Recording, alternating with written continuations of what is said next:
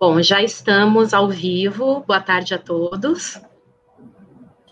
Boa tarde a todas e a todos. Esse é um evento, né, da Semana de Planejamento, organizada pela Direção de Ensino do Campus Rio de Janeiro, do IFRJ.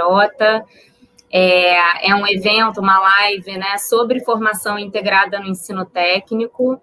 Eu sou Juliana Taide, professora de Sociologia lá do campus, e fui convidada pela ADE para mediar essa conversa, né? A gente tem muita honra de contar com a professora doutora Maria Ciavata aqui com a gente, que é professora titular de Educação da Universidade Federal Fluminense, da UF, né? Coordenadora de um grupo de pesquisa da Fiocruz, chamado TESE, Projetos Integrados de Pesquisa em Trabalho, História, Educação e Saúde, e é uma referência, sem sombra de dúvidas, né, na temática sobre educação profissional, técnica, tecnológica e a sua dimensão integrada. A professora é doutora em Educação pela PUC, né, Rio, e vai fazer, então, essa fala aqui com a gente, com a temática da historicidade da formação integrada.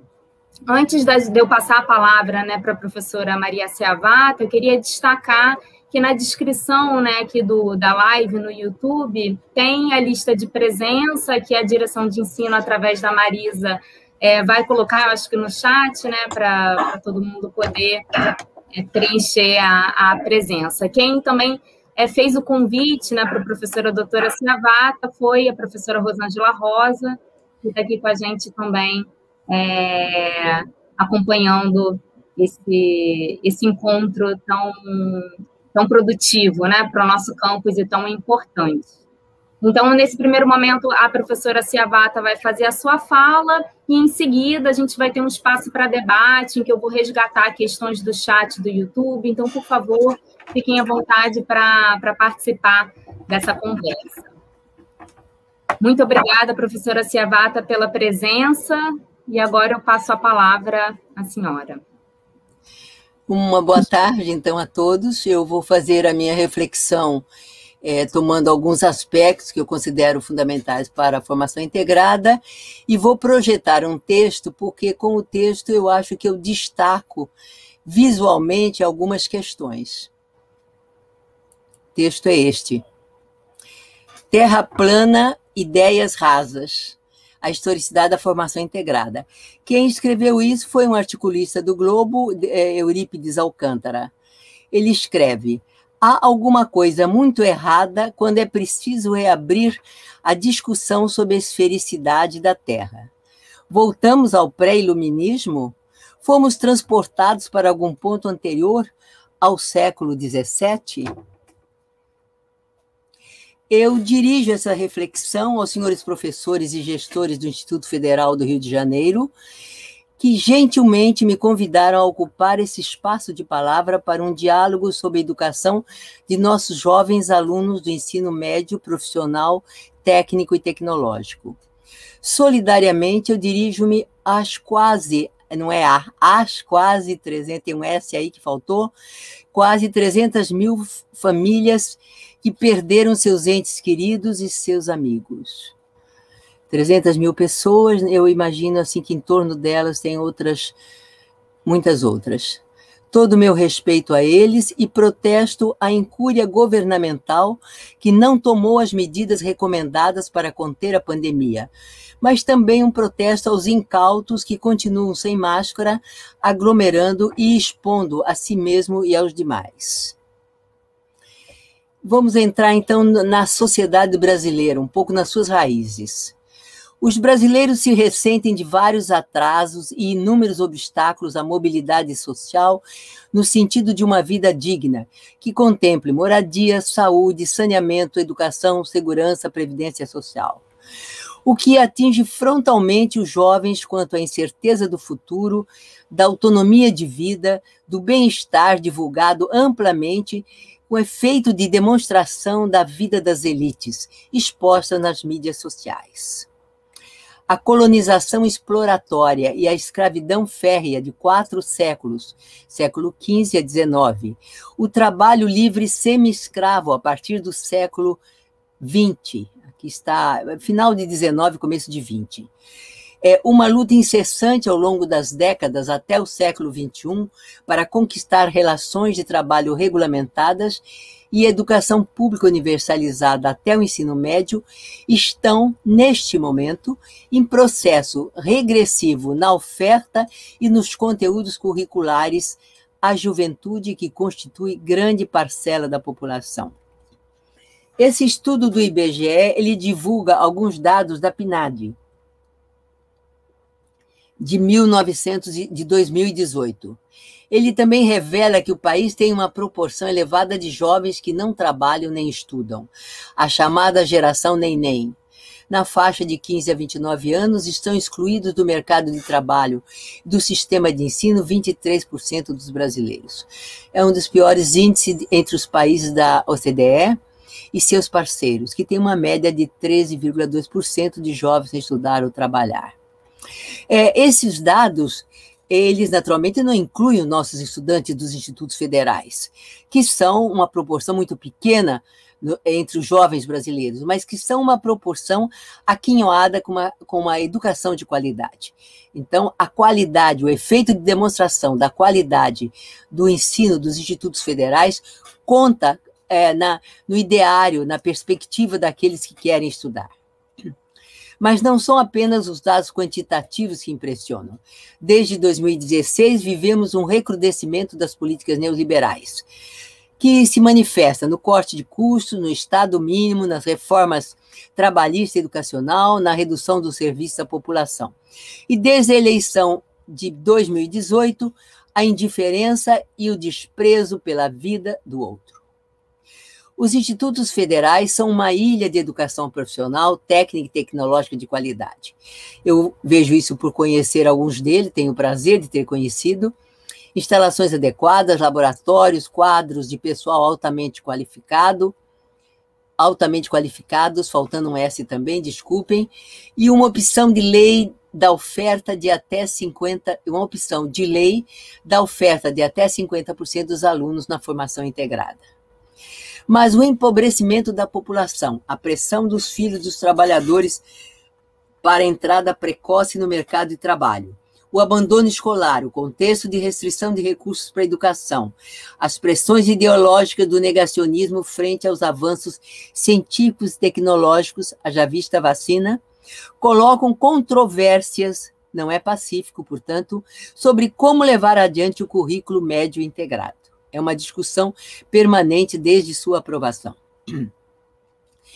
Dirijo aos senhores professores e gestores não apenas uma reflexão sobre o ensino médio integrado, mas também eu conto com uma experiência, a minha experiência acumulada e comprometida com as questões históricas da educação profissional e com os institutos federais que me deram espaço para pesquisa e para participação em eventos. Por isso, trarei à sua reflexão alguns aspectos da questão, em parte extraídas da realidade que pude vivenciar. No primeiro momento, a historicidade da formação integrada. A seguir, alguns comentários sobre o documento do Conselho Nacional de Educação 01/2021 e as notas do GT Trabalho e Educação da Amped. Por último, a título de sugestão, alguns eixos norteadores defendidos desde o início dos anos 2000 por institutos federais e, finalmente, nossas considerações finais, se houver tempo. Sobre a historicidade da formação integrada. É preciso explicitar os elementos políticos e ideológicos da história ao concebê-la como processo real de vida dos seres humanos e como a ciência desse protesto, como a escrita desse processo. E aí a minha concepção de história que segue Marx. O primeiro pressuposto de toda existência humana e, portanto, de toda história é que os homens devem estar em condições de viver para poder fazer história, o que é óbvio. Mas para viver é preciso, antes de tudo, comer, beber, ter habitação, vestir-se e algumas coisas mais. Entender a história como produção social da existência na sociedade capitalista, onde vivemos, nos dá as bases das políticas educacionais de preparação para o trabalho. Educação profissional, técnica ou tecnológica. Com isso eu quero dizer que nós não atuamos apenas voluntariamente, nós estamos dentro de uma sociedade que faz solicitações e que tem normas a serem seguidas. A ordem capitalista e seu reverso, a desordem na humanização das pessoas, é o que vemos no plano histórico. Para sua compreensão, precisamos distinguir as mudanças ou rupturas, aquelas que mudam a natureza das relações e do modo de produção vigente, isso só nos processos revolucionários, que não é o nosso caso, e das mudanças que trazem alterações, porém mantendo a velha ordem social, que, na verdade, é o nosso caso. As mudanças, elas sempre, que estão existindo agora, elas caminham na direção de manter aquelas tradições das capitanias hereditárias, dos latifundiários, dos grandes proprietários que sempre estiveram no poder.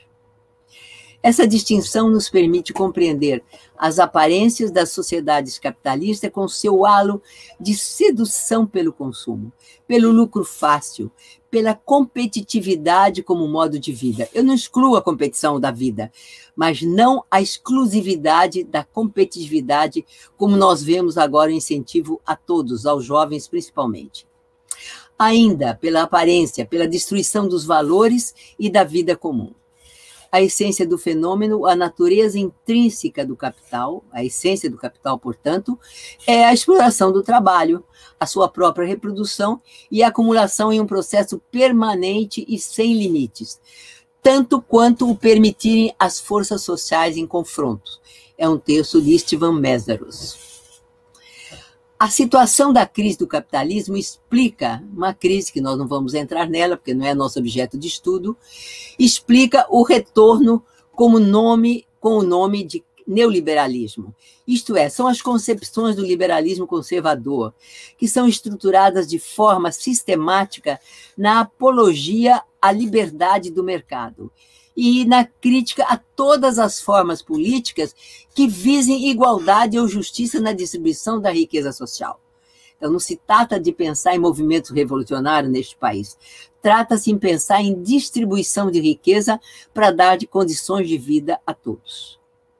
Mediante a nova base técnica do trabalho, que os senhores de uma instituição de formação técnica e tecnológica conhecem muito, essa nova base técnica de base eletrônica, produzem-se robôs, máquinas informatizadas que, como nunca, podem aumentar a produtividade e a qualidade do trabalho, prescindindo de milhões de braços e cérebros e ampliando a exploração e a precarização dos trabalhadores empregados.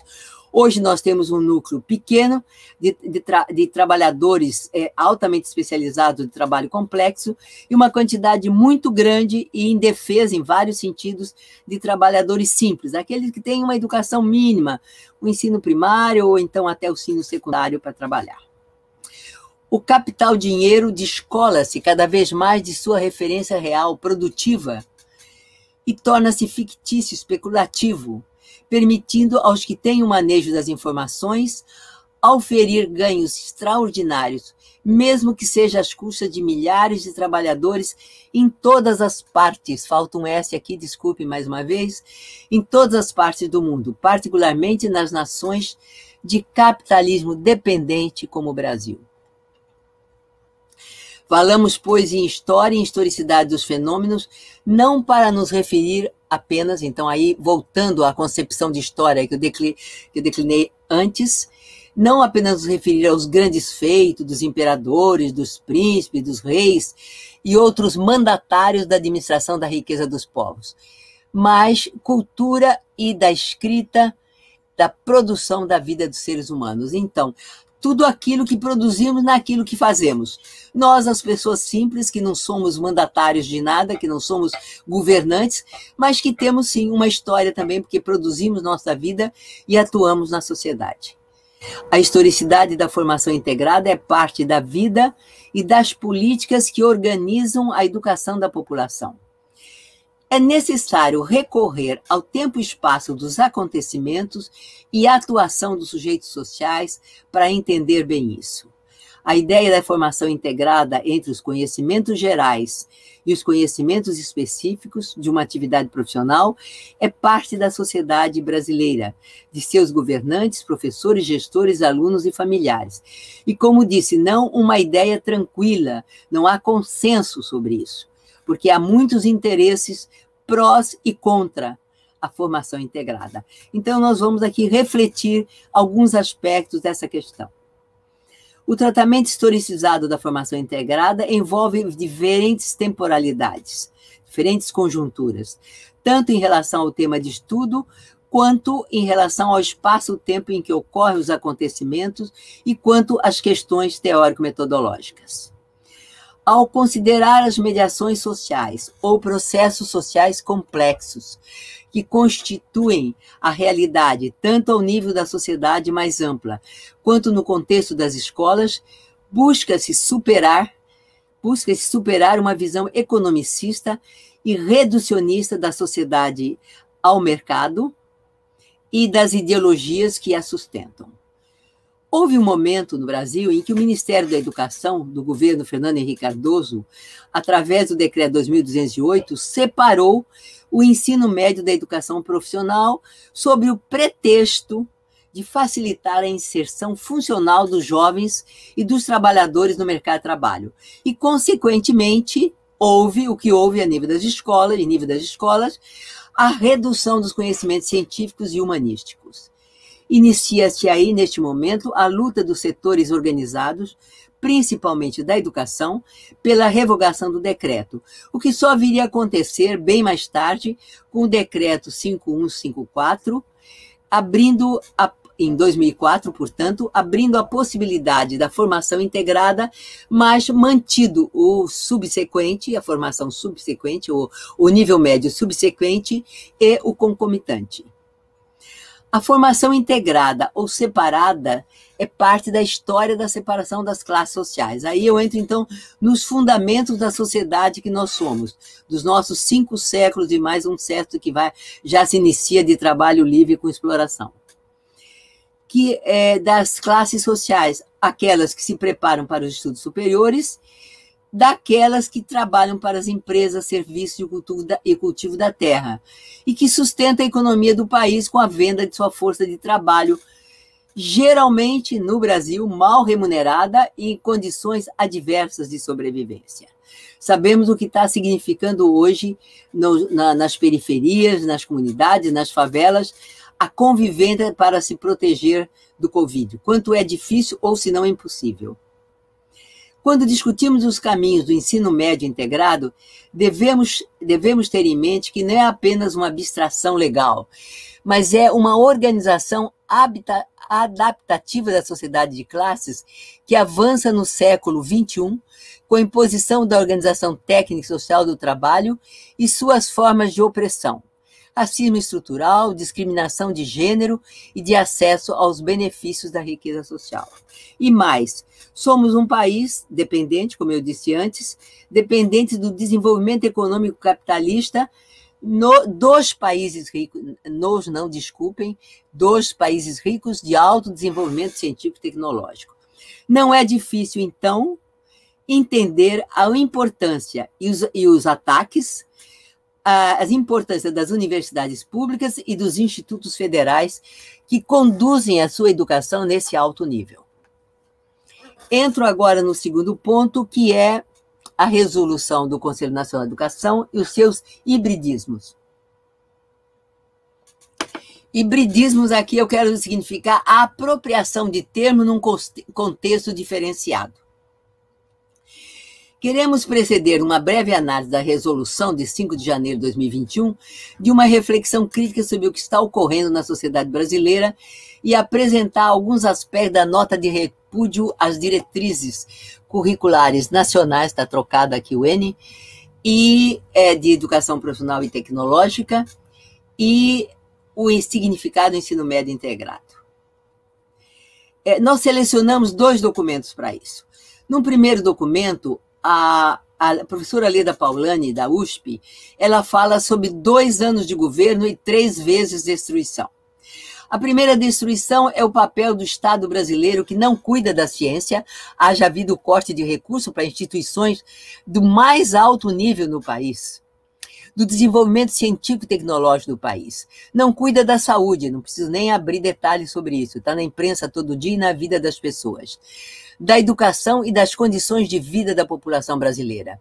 E destrói o insuficiente estado social de bem-estar implantado depois da redemocratização em 1985, depois do fim da ditadura, portanto, porque hoje o Estado não passa de avalista das regras do jogo econômico e financeiro. O senhor Guedes, ele participou da equipe do golpe do Chile, ele é formado na escola de Chicago, ele traz as regras neoliberais na sua expressão mais radical do jogo econômico e financeiro para a direita política do Brasil.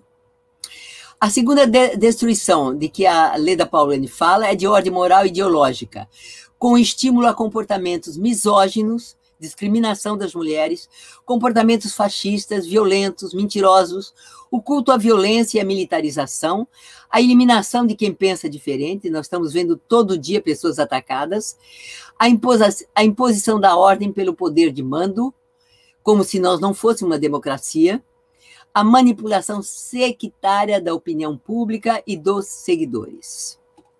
A terceira destruição, de que Leda Paulani fala, é a pandemia sem controle, com graves consequências econômicas e sociais, sobrepondo-se a uma economia já combalida por 6 anos de recessão e baixo crescimento.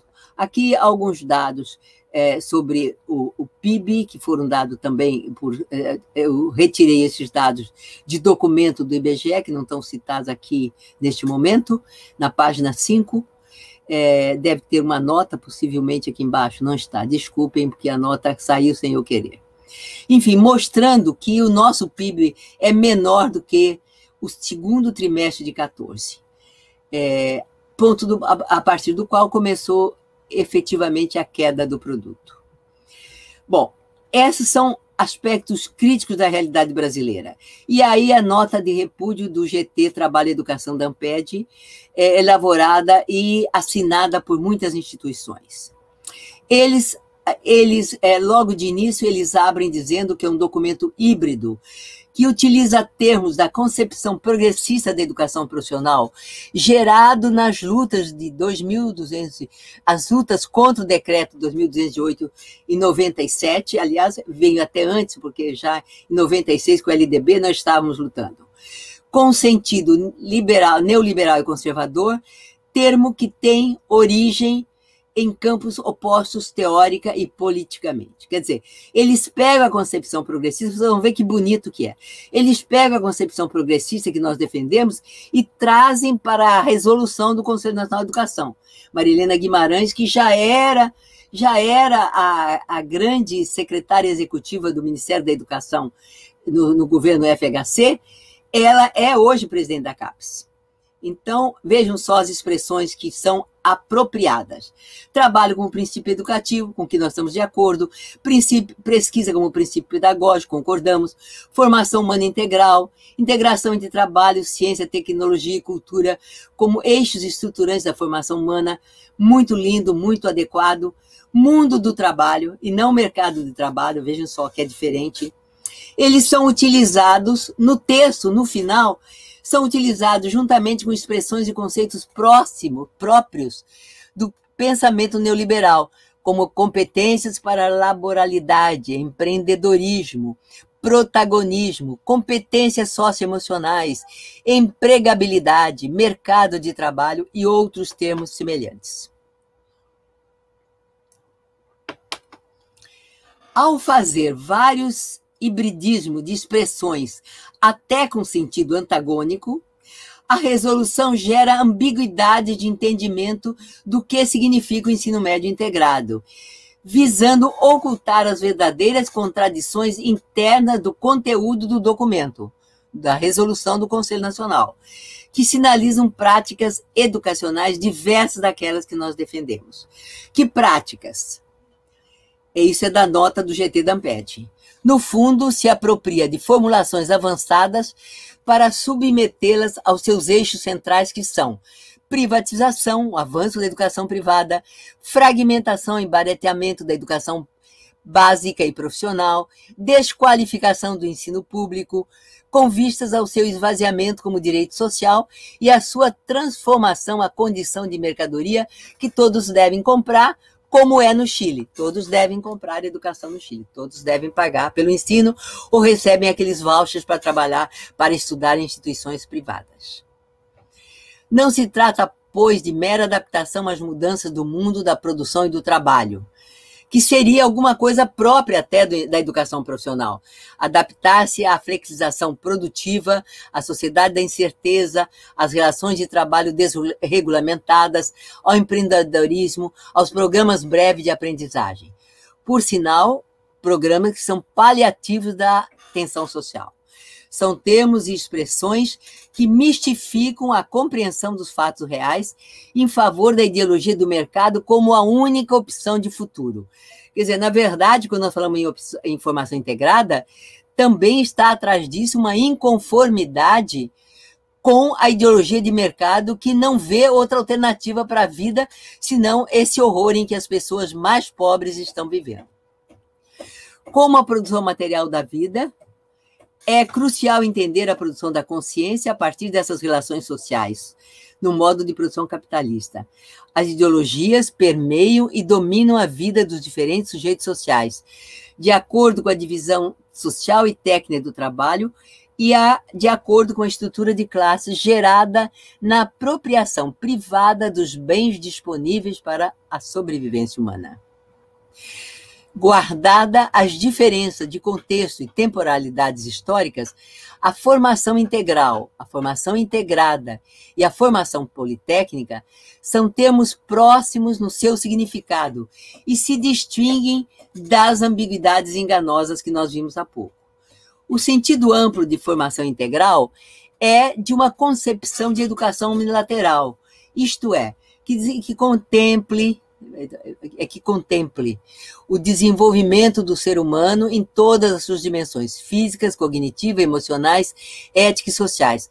Eu faço uma nota aqui para distinguir da concepção de formação integral do integralismo no Brasil dos anos 30 do Plínio Arruda, que era Deus, Pátria e Família. Não é esse o sentido de formação integral que nós temos. Não é o sentido integralista. É um sentido progressista, socialista, gramsciano.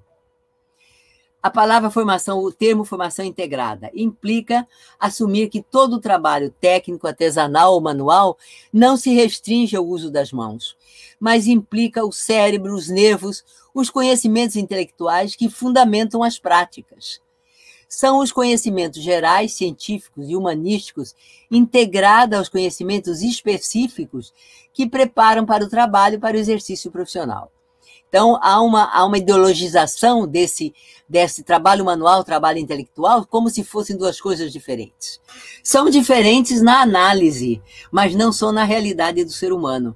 Nós, quando mexemos com as mãos, nós estamos simultaneamente, ao mesmo tempo, ou antes, trabalhando cerebralmente, trabalhando com o pensamento. O terceiro termo, etimologicamente, o termo educação politécnica ou tecnológica significa muitas técnicas. Tecnológica, porque Marx fala em educação politécnica e tecnológica. No Brasil, o termo com esse sentido deu nome a instituições educacionais, como algumas escolas de engenharia de várias especialidades técnicas. É o caso da Escola Politécnica de São Paulo, por exemplo, que é a Escola de Engenharia. E tem o sentido dado por Marx quando fala da educação do futuro. É um texto muito bonito, a educação do futuro, o sentido da formação humana em todos os aspectos, a educação omnilateral, humanista e científica. No Brasil, o termo politecnia tem a historicidade das lutas empreendidas pela democratização ampla dos conhecimentos desde os anos 80, novamente, desde os fins da ditadura, reiterando a ideia anterior. Tem um sentido político, emancipatório, de superar na educação a divisão social do trabalho em trabalho manual, trabalho intelectual, de formar trabalhadores que possam ser também, no sentido gramsciano, que possam ser também dirigentes, e não apenas trabalhadores subalternos. Bem, eu passo então para a última seção do meu texto, que é onde eu li alguns trechos, desculpem, alguns eixos norteadores, tanto do documento do Conselho Nacional de Educação, quanto do documento dos institutos federais. Norteadores e integradores que vêm desde os anos 2000. Eu recorro a alguns documentos antigos, final dos anos 90 e começo dos anos... um outro é de 2016, ao longo dos anos 2000. Por quê? Porque eles têm ideias permanentes. Mudamos algumas análises, mas o sentido próprio desses eixos continuam. Esses eixos norteadores tratam da construção de currículo dos cursos técnicos de nível médio na modalidade integrada. É a professora Maria das Graças Baratio, que é do Instituto Federal do Rio Grande do Norte, e o outro documento da Rede de Educação Profissional e Tecnológica. E documentos que provêm de discussões teórico-práticas nos institutos federais. No início dos anos 2000, a aprovação do Decreto 5154 permitiria às instituições de nível técnico organizar propostas que assegurem uma formação ampla, integral e, portanto, humanística de cultura geral e técnica. Eu quero enfatizar, porque é importante o mundo em que nós vivemos, ao mesmo tempo, sem supremacia de uma sobre a outra, garantindo, assim, as condições dos estudantes para uma participação efetiva na sociedade em suas dimensões social, política, cultural e econômica, incluindo o mundo do trabalho, mas não restringindo-se a ele ou a qualquer dessas dimensões isoladamente. Respeitando, portanto, professores das áreas técnicas e das disciplinas gerais. Como conciliar uma proposta aberta como esta com a reforma do ensino médio, a Lei 13.415 de 17? Conciliar com os itinerários formativos, a redução da carga horária, as restrições às disciplinas de ciências humanas, a possibilidade do diploma antecipado para o segundo ano de curso pelo itinerário formação técnica e profissional. Os documentos citados têm leituras pautadas na prática da escola. Agora eu vou apresentar e comentados 8 princípios. Aqui, para mim, são assim sugestões de estratégias de discussão entre os senhores que estão fazendo um planejamento de ensino e que trabalham na prática dessa instituição. É interessante porque todo o início desses princípios norteadores da resolução, ele abre espaço para a autonomia dos institutos. Olha o 17, até o final, esse é o 17, mas que tem 19. Autonomia da instituição educacional na concepção, elaboração, execução, avaliação e revisão do seu projeto político-pedagógico, construído como instrumento de referência do trabalho da comunidade escolar, respeitada a legislação e as normas educacionais das DCNs complementares a cada sistema de ensino. A lei de criação dos Cefetes, naturalmente, dos institutos, diz... A 11.392/2008 diz, no parágrafo único, as instituições mencionadas, né, naturalmente os institutos, elas, nos incisos tais, possuem natureza jurídica de autarquia, detentora de autonomia administrativa, patrimonial, financeira, didático-pedagógica e disciplinar. Bom, essa, então, é o primeiro comentário que eu faço, do primeiro princípio norteador que aparece na resolução. Passo agora a algumas propostas apresentadas nos IFES e, no meio, volto de novo ao documento do Conselho. As propostas apresentadas nos documentos dos IFES, dos institutos, enfatizam as condições de infraestrutura das escolas e a formação de professores e gestores para a compreensão do alcance dos limites da lei. Não é que seja a 8ª maravilha do mundo. Ela passa pela humanidade de cada um de nós.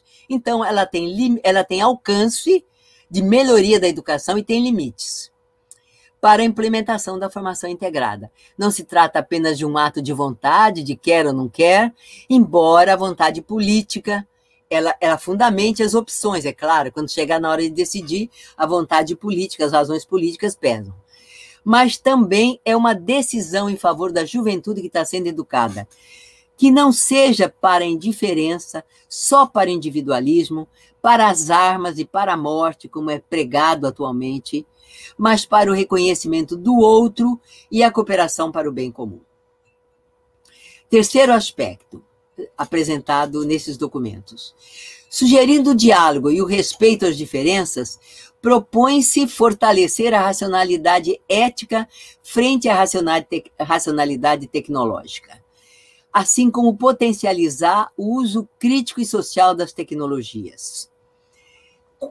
Aí eu menciono um pouco o que a racionalidade, aonde a racionalidade sem ética, a racionalidade tecnológica conduzida pelos interesses da lucratividade do capital, aonde nos conduziram?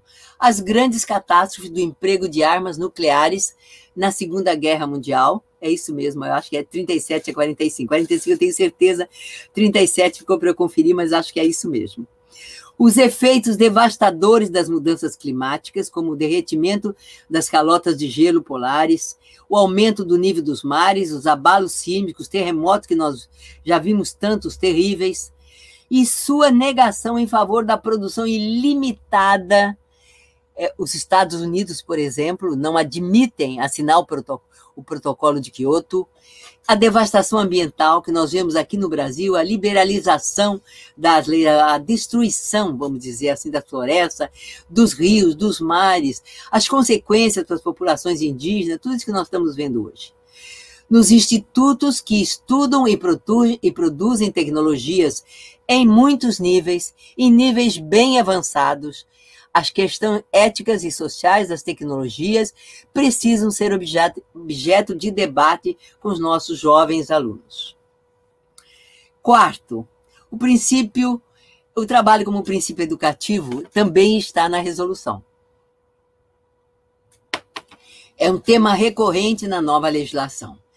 Ela diz assim: centralidade do trabalho assumido como princípio educativo, base para a organização curricular, visando a construção de competências profissionais em seus objetivos, conteúdos, estratégias de ensino e aprendizagem, na perspectiva, e não deve esquecer, eles estão autorizando, na perspectiva de sua integração com a ciência, a cultura e a tecnologia.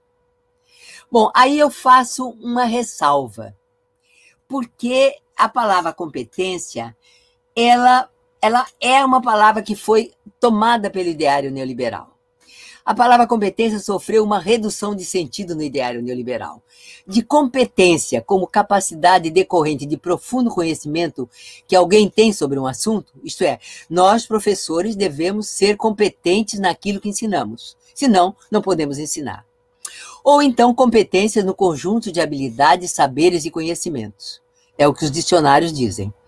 Ela reduziu-se o sentido de competência a estar treinado para se adaptar às normas empresariais, à disciplina resignada, a não conhecer nem reivindicar direitos de cidadania e do trabalho. A professora Marise Ramos, que tem um livro sobre isso, sobre a pedagogia das competências, ela explica o sentido adaptativo do indivíduo que foi dado ao termo, apropriado pelo tecnicismo e pela educação geral. Ela cita aí no livro dela, e ela desenvolve isso, os 4 pilares da educação da Unesco, que é lá daquele meados dos anos 90, 95, 96. Aprender a conhecer, aprender a fazer, aprender a conviver, aprender a ser. Tudo isso é muito bonito, se for para a competência no sentido amplo. Se for para a competência apenas para trabalhar nas empresas, então há uma redução do sentido da palavra competência. Mas fica em debate para os senhores e algumas indicações bibliográficas. Outra questão que um documento aponta como importante para a formação é esclarecer a ideologia contida na noção de empregabilidade que desloca para o indivíduo a responsabilidade do emprego. Você não está empregado porque você não estudou o suficiente, porque você não ficou na escola, porque você abandonou a escola, porque você não fez um curso disso ou daquilo. Quando o emprego é uma questão da sociedade, de organização da sociedade, das empresas, do governo, de subsidiar a empresas que oferecem empregos para a população. e não tende a criar um dever-ser de programas de formação profissional, inclusive das próprias práticas educacionais. Isso daí é um texto muito interessante que o Pablo Gentili, que é um argentino, professor argentino, que estudou bastante no Brasil, foi professor, ainda é professor da UERJ. Posteriormente, essa noção foi substituída pela noção de empreendedorismo, que é mais aceitável socialmente e que é um paliativo efetivo para reduzir as tensões do desemprego, da pobreza, dos meios para a sobrevivência digna. Faço um comentário. Os entregadores, esses meninos que fazem as entregas, esses aplicativos, veja, eles acham que tem autonomia de quem não tem nenhum direito garantido, que não tem seguro em acidente, que não tem seguro de trabalho, que não tem perspectiva de continuidade, a não ser que trabalhem cada vez mais. Bem, isso é para que se discuta essa questão desse trabalho intermitente, que esses meninos, cada um que chega de entrega da minha casa, eu muitas vezes me comovo com o trabalho deles. Sexto, a resolução do Conselho diz em outro dos seus princípios, é o princípio 10º. Princípio 10. Articulação do desenvolvimento socioeconômico e os arranjos produtivos locais. Excelente. Fazer educação profissional onde onde são gerados empregos pelas empresas. Mas não há receita como lidar com a negação do desenvolvimento econômico que está ocorrendo, porque o desenvolvimento que nós temos é do capital, não é da produção, salvo as grandes empresas, né? Salvo as grandes empresas que sonegam impostos, inclusive, que não é nosso assunto aqui agora. Mas nós precisamos do desenvolvimento produtivo das pequenas empresas, dos empréstimos daquelas empresas que geram emprego, muitas vezes empresas familiares, empresas de poucas pessoas. O planejamento governamental é a favor do capital rentista, dos credores da dívida pública, das dívidas pública e privada da União, do desemprego e do subemprego visível no trabalho intermitente com os aplicativos. Não regulamenta isso porque não está a favor de melhores condições de vida para a população. Somos um país dependente do capital internacional, já dissemos, ao qual as elites nacionais estão articuladas porque elas investiram capitais, porque elas têm juros. E agora tudo isso foi reforçado pela reforma trabalhista, pela reforma da educação em curso no país. Reforma trabalhista são duas, pelo menos as últimas agora. A reforma trabalhista propriamente, que cancelou as reformas trabalhistas de 1940, conquista dos trabalhadores de 60 anos atrás, e a reforma também da terceirização, que não só a terceirização das atividades meio, mas também das atividades fim agora. Nós, professores, todos podemos ser terceirizados. Mas não podemos esperar que os jovens, submetidos à política econômica nacional regressiva, apenas se adaptem ou se rendam aos apelos do tráfico, por exemplo. De que recursos a instituição educacional dispõe para enfrentar essa questão? Os arranjos produtivos locais podem ser oportunidade quando existem, quando as escolas dispõem de instalações, equipamentos, professores qualificados para a criação de cursos que atendam às particularidades econômicas locais. Mas se não existirem as condições, os institutos vão oferecer cursos breves de faz de conta, e os meninos fazem 2, 3, 4 para ter sociabilidade, para poder ver se, quem sabe, acontece. Está em foco uma questão ético-política da educação profissional e tecnológica posta em prática, porque os institutos são estimulados a ocupar a sua carga horária com esses cursos breves. São 8 reflexões, vou para a 7ª. Essa reflexão nascida da discussão nas instituições é a pesquisa como princípio educativo ou princípio pedagógico, possibilitando, claro, a pesquisa sempre possibilita, a construção de autonomia intelectual. A autora defende que a autonomia intelectual dos estudantes deve ser baseada nas soluções para as questões práticas do cotidiano dos estudantes, no campo das atitudes e valores, no diálogo, na interação, na possibilidade deles se colocarem nas dificuldades que eles têm de vida e de estudo. O princípio norteador, o princípio norteador 5 da resolução do Conselho Nacional de Educação, prescreve também o estímulo à pesquisa como princípio pedagógico. É positiva a adoção da pesquisa como princípio pedagógico, mas a pesquisa não se reduz à busca na internet. Faltou um final de aspas aqui depois desse parêntese aqui, me desculpem. Positiva é a adoção da pesquisa como princípio pedagógico, mas a pesquisa que não se reduz a buscas na internet. A pesquisa supõe abertura de pensamento para a pergunta, para a indagação, para as hipóteses de respostas, para o estudo dos fenômenos, de suas condições ou circunstâncias de realização, tanto com dados quantitativos, vocês de química sabem muito bem, muito melhor do que eu isso, como qualitativos, sob a visão da história do presente ou do passado, para a construção do futuro. Essa questão é convergente com outro princípio da mesma resolução do Conselho. A resolução, o princípio 15. Autonomia e flexibilidade na construção dos itinerários formativos profissionais, diversificados e atualizados, segundo o interesse dos sujeitos, a relevância para o contexto local e as possibilidades de oferta das instituições e rede que oferecem educação profissional e tecnológica, em consonância com seus respectivos projetos pedagógicos. À medida que o artigo 3º avança, os incisos vão revelando a verdadeira intenção da Lei 13.415. Da contra-reforma, na verdade, eu acho que é uma contra-reforma do ensino médio, que é flexibilizar no sentido de permitir que o próprio aluno segmente o currículo, fazendo as disciplinas, atividades de acordo com seus interesses, necessidades de trabalho, para garantir a sobrevivência familiar. Aí eu pergunto, né? Como se um jovem de 15, 16, 17 anos tivesse visão dos conhecimentos científicos, tecnológicos, humanísticos, de que ele precisa para ser um bom profissional. Também só por motivos outros, não necessariamente educativos, me parece, pode-se esperar que um jovem assim tenha noção da relevância dos conhecimentos necessários, faltou um S aqui, desculpem, à sua formação. Fica a questão, como a instituição vai atender à manifestação desses múltiplos interesses por cursos breves e funcionais ao trabalho simples? Ou o Instituto vai oferecer cursos plenos para todos, com professores qualificados de seu quadro docente? Entendendo que está em pauta a questão principal, que é a abertura para responsabilizar as instituições por seus projetos pedagógicos, que podem ser ou não educativos no sentido da formação humana, profissional e tecnológica.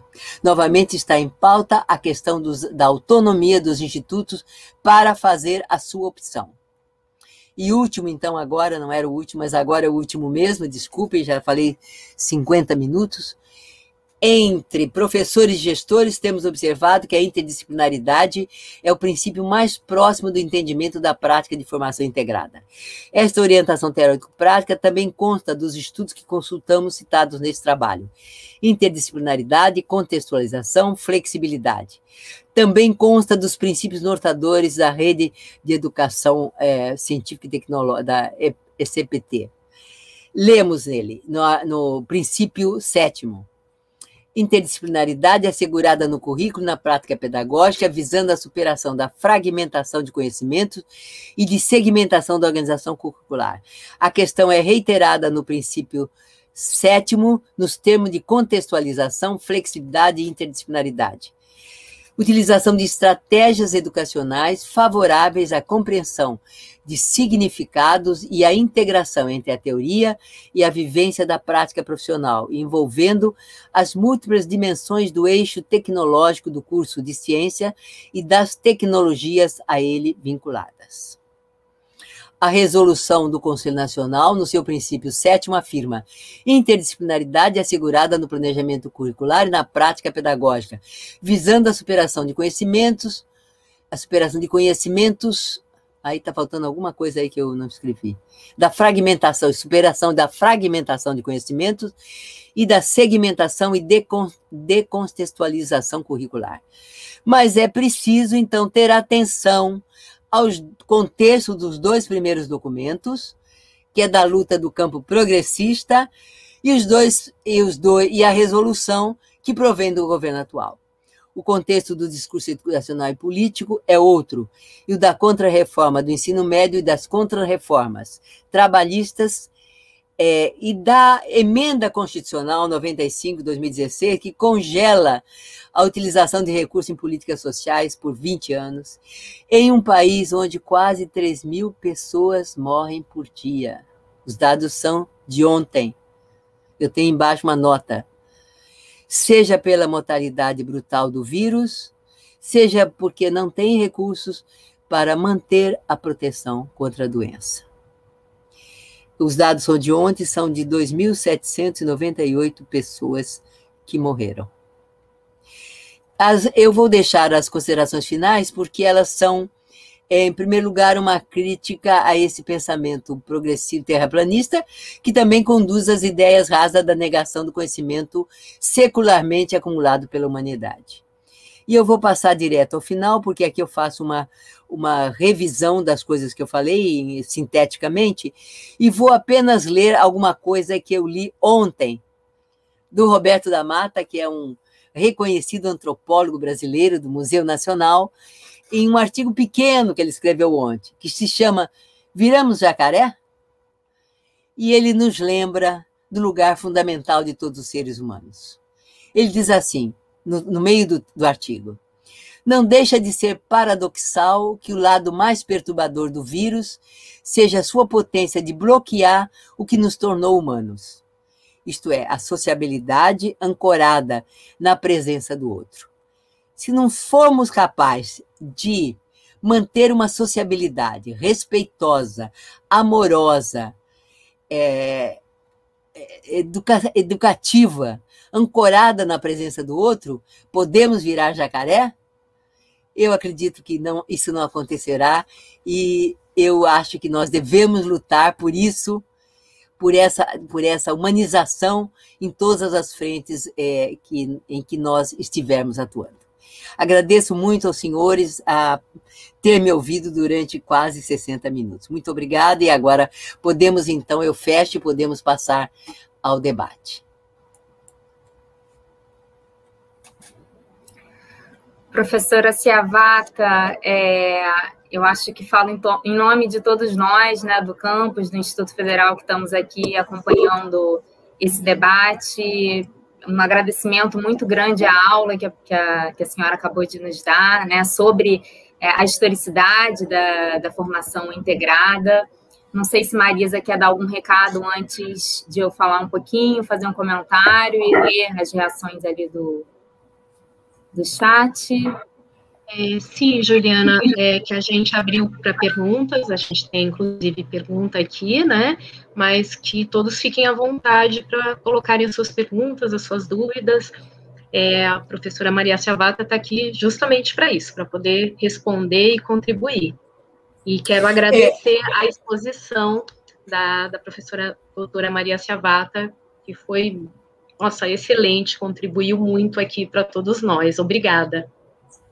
Eu sugeriria que fizéssemos 3 em 3 pessoas que pudessem falar, e para mim é muito difícil continuar lendo as questões. Eu agradeceria, professora Juliana, se você pudesse pegar 3 a 3 questões, você já seleciona o que aqui no chat as pessoas disseram, e eu então faço pequenos blocos de 3 para comentar as questões. Perfeito, professora. Pode deixar que eu faça essa mediação, estou acompanhando ali o chat do YouTube. Eu queria comentar, né, porque achei sua fala extremamente instigadora e fundamental, assim, né, imprescindível para o contexto que a gente está vivendo. E enquanto eu te ouvi, eu me lembrei de um artigo que eu gosto muito, é bastante pessimista, mas agora eu diria que é mais realista do que pessimista. É um artigo de um filósofo camaronês chamado Achille Mbembe. Eu sei que né? E ele é incrível, escreveu em 2016 um texto curto, mas chamado A Era do Humanismo Está Terminando. E eu até abri aqui para conseguir ler literalmente, né? Porque eu acho que tem muita relação, né, com o que a senhora trouxe aqui para o debate. E é claro que é algo que ultrapassa, né, a realidade brasileira, ainda que a gente aqui esteja falando de educação no Brasil.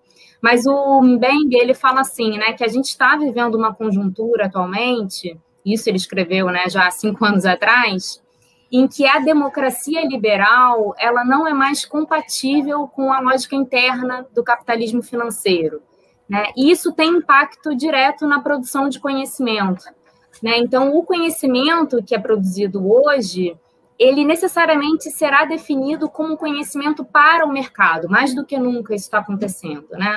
É quando antes a gente ainda tinha alguma expectativa democrática, hoje o que a gente vivencia é um desprezo, né, pela democracia e, consequentemente, uma posição muito anti-humanista.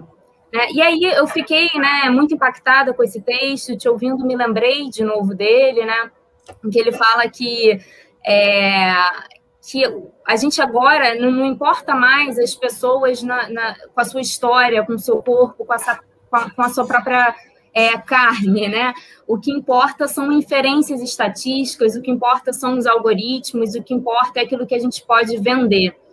E eu queria pensar um pouco, né, como é um contexto geral que ultrapassa a conjuntura brasileira, pensar como é que isso, esse contexto, né, mais amplo que a gente está vivendo do capitalismo global, ele tem impactos na nossa educação, né, na nossa educação pública, e justamente nessas propostas de segmentação, né, da educação, de separação de áreas culturais, humanísticas, enfim, do que seria técnico, enfim, todas essas questões que já foram levantadas pela professora. E aí eu gostaria de ouvir mais um pouquinho sobre os riscos, né, que a reforma do ensino médio, com esses itinerários formativos que, inclusive, descolam, né, o ensino técnico dos itinerários, enfim, das ciências humanas, das artes, das ciências da natureza. Quais são os riscos, né, para a rede federal dos IFES, para a educação integrada como um todo, essas propostas, né, essas normas que estão sendo implementadas hoje em dia? Então, queria ouvir mais um pouquinho sobre isso e ler uma questão que foi colocada pela professora até Rosângela, que eu vou ler a seguir. Considerando as lutas, né, pela democratização do conhecimento e as novas diretrizes para a educação profissional, haverá uma possibilidade real na construção de um projeto de ensino integrado?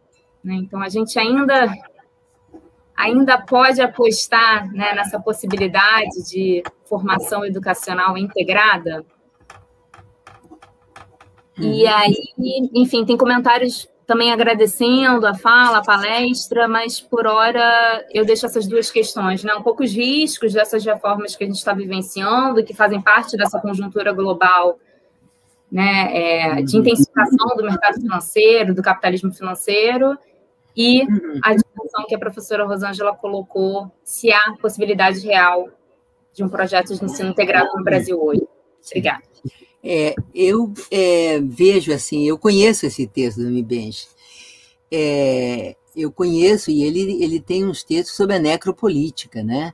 Ele fala de um mundo que nós, de alguma maneira, no Brasil, lamentavelmente, não obstante toda a nossa fama de povo ordeiro, alegre, festeiro, sociável, nós estamos vivendo uma conjuntura em que há uma defesa da morte. Isso é lamentável, é terrível. Mais do que lamentável, é terrível. Não pode se conformar com isso, né? E as pessoas estão morrendo mesmo. A negação da vacina, a negação dos cuidados, a negação da máscara, ela conduz, informa as pessoas, porque a máscara é desconfortável mesmo, todo mundo sabe que é desconfortável, mas induz, ainda leva as pessoas a adotarem comportamentos, e nós estamos vendo o quadro dantesco em que a sociedade brasileira está vivendo. E a ideia também desse autor, sobre o fim do humanismo, claro que em muitas épocas houve ameaças assim, né? Quer dizer, o ser humano ele não tem uma auréola de santo, né? Ele é um ser que tem diferentes pulsões de criação e pulsões de destruição, né? Pelo menos é como a psicanálise vê o ser humano, né? Não vê de uma maneira dicotômica. vê de uma maneira em que essas duas forças, elas atuam. E as pessoas, quando vêm ao mundo, elas são submetidas ao mundo exterior, que vai atuar no desenvolvimento dessas forças, e que vai levar uma mais adiante, outra ou menos, né? São forças. Agora, a humanização, ela não decorre só das famílias. As famílias é o primeiro movimento de humanização ou de agressão à criança. Por isso que a educação das crianças é tão importante. A família é o primeiro momento de acolhimento das crianças. Mas também ela ocorre na sociedade, e a escola particularmente.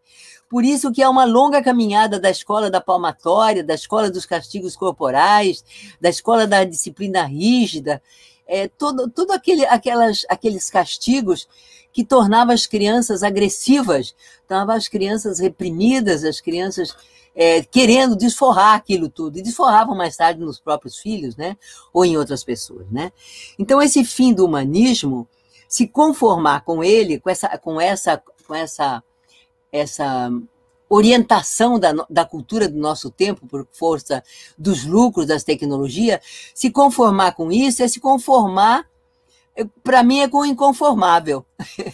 Porque, vindo da filosofia e da educação, e tendo passado para a educação, trabalho e educação, especialmente, eu sou professor titular de trabalho e educação, não apenas de educação, não, trabalho e educação.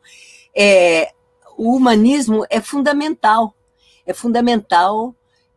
para que as pessoas possam conviver, para que as pessoas possam ter respeito mútuo, para que as pessoas possam se ajudar. E há um autor que é um grande autor católico, Teilhard de Chardin. Teilhard de Chardin, ele faz um estudo dos povos primitivos e ele diz que o ser humano ele conseguiu sobreviver quando ele se tornou sedentário, e aí ele teve que cooperar na produção, porque antes ele era caçador. Então, como caçador, as técnicas de sobrevivência muitas vezes eram violentas, eram extremamente competitivas. Quando ele se tornou sedentário, ele teve que cooperar na produção. E esse é um princípio da humanização, a capacidade do ser humano de cooperar, né? Então, eu volto agora, continuando nos elementos que a professora Juliana levantou, o conhecimento produzido para o mercado. É claro, porque o mercado é que produz tudo isso que nós estamos utilizando aqui. Em plena pandemia, não podemos ir para a universidade, não podemos ir para o instituto, cada um está na sua sala, no seu escritório, no seu local de trabalho, ou de descanso, onde quiser ficar, e estamos nos falando à distância, né? Então, isso tudo é produzido pelo mercado atualmente, pelo alto desenvolvimento científico e tecnológico. Agora, reduzir a vida das pessoas ao lucro e à apropriação de uma parte apenas dessa população, aí é mais complicado, porque aí nós abrimos mão da própria educação. Quer dizer, se os institutos, se as escolas só existem para formar as pessoas, para dizerem sim, sim, não, não, ao senhor, ao dono, para aceitarem serem demitidos, para não terem nenhum direito garantido, o que a escola está fazendo? Ela está treinando para certos trabalhos. Mas não tem que treinar? Tem certos treinamentos. Você não prepara um eletrotécnico só falando para ele. Ele tem que ir para laboratório, ele tem que ir para oficina, ele tem que conhecer uma prática. Então, onde eu quero chegar aí é que nós não podemos voltar apenas a Thomas Hobbes. Nós não podemos ao homem é o lobo do homem. Apenas isso. Se ele vieram outros filósofos depois, veio Locke, veio Spinoza, veio Kant, veio Hegel, veio Marx, veio outros filósofos que trouxeram outras ideias, veio Rousseau, trouxeram outras ideias para a humanidade, eu digo assim, pelo menos a humanidade ocidental, que é essa que a gente conhece mais, né? E que lê Hobbes, mas vê que isso daí é a destruição da humanidade. Mas a humanidade não se destrói as guerras são destruição. Mas não vamos fazer uma guerra interna, ninguém está atacando o Brasil. Para que nós vamos querer tantas armas no Brasil? Para lutar internamente, não. Nós não temos inimigos aqui dentro. O diferente, a pessoa que pensa diferente não é nosso inimigo, é uma pessoa que pensa diferente. Eu não posso imaginar que todos os professores e alunos que me ouviram, que nos ouvem aqui, pensem igual a mim. Alguns concordam, alguns discordam. E é normal que seja assim. O avanço da ciência, o avanço da civilização, se quisermos assim, né? Ele provém dessa capacidade de você estabelecer o diálogo e a interação com o outro e conviver na diferença. Mas aí a Rosângela, e você também levanta a questão do ensino integrado, dos itinerários. Olha, eu acho muito difícil, porque, na verdade, não obstante a resolução do Conselho, não, eu até fiquei satisfeita lendo a resolução do Conselho, porque eles repetem coisa que nós repetimos desde os anos 90. É claro que eles repetem num outro contexto, como eu disse. Eles repetem, mas repetem dentro de uma reforma. Agora, eu devolvo a questão para os senhores. E os institutos? Desculpem aqui que uma vasta entrou aqui para me atrapalhar. E os institutos? Os institutos, como é que analisam? Eu não conheço bem como que os institutos manejam a própria autonomia. Na universidade, eu sei que nós não temos, nós temos uma autonomia financeira mínima. Nós não podemos abrir concurso sempre que quisermos, temos que ter autorização, mas nós criamos cursos. Embora a graduação tenha os seus cursos, a pós-graduação, nós apresentamos o curso que queremos dar. Mas dentro daquele curso, eu tenho formas de distribuir o conhecimento. Quais são os limites pedagógicos, administrativos dos institutos? Isso eu não tenho opinião, eu não sei. Por isso é que eu fiz uma fala muito de quem estuda e ouve os outros professores falarem. Mas que se os senhores estão numa situação de planejamento, de discussão de como é que vão levar o ano letivo, tem que avaliar essas questões. Porque simplesmente cumprir a lei para mim, é acabar com a educação profissional e tecnológica. É só preparar para a universidade aqueles que os pais podem mantê-los e os outros que não podem ficar na escola porque precisam ajudar a trabalhar para trazer comida para casa ou para pagar aluguel, seja lá o que for.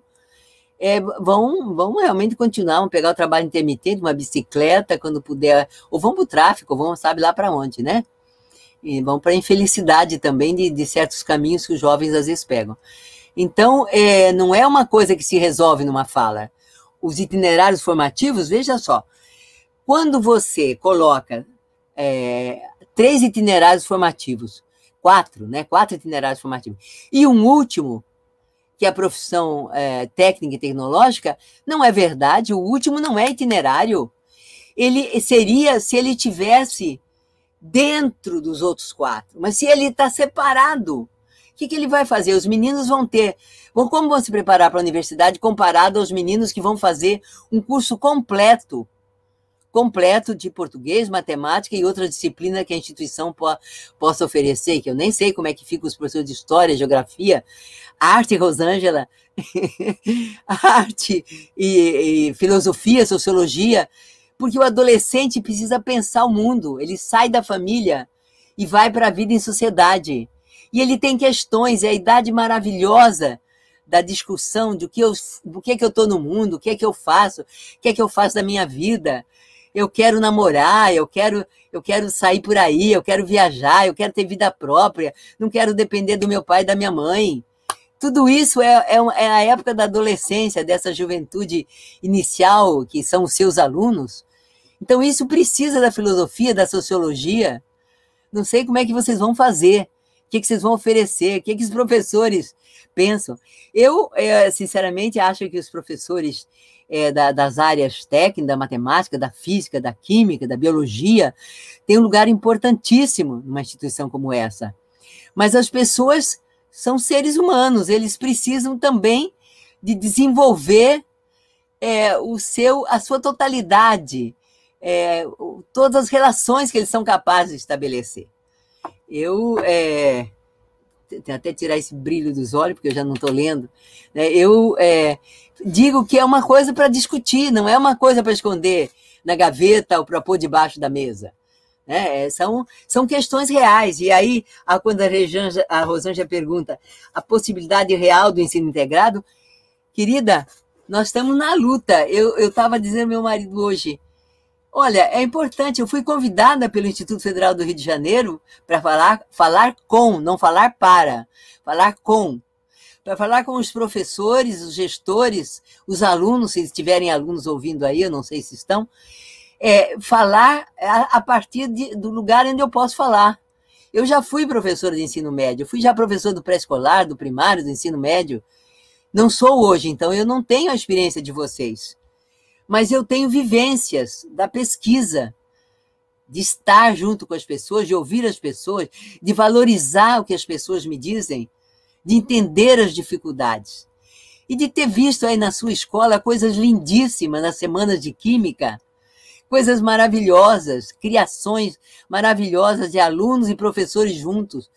Me lembro muito de uma semana de química e que era sobre a alquimia. A Rosângela sabe disso, a Rosângela me levou, sobre a alquimia, onde, claro que estavam os professores de história e professores de química, onde estavam os professores de filosofia, professores que, ajudam os alunos a pensar e de arte, porque eles fizeram todo um teatro, a gente passava por um teatro nos laboratórios.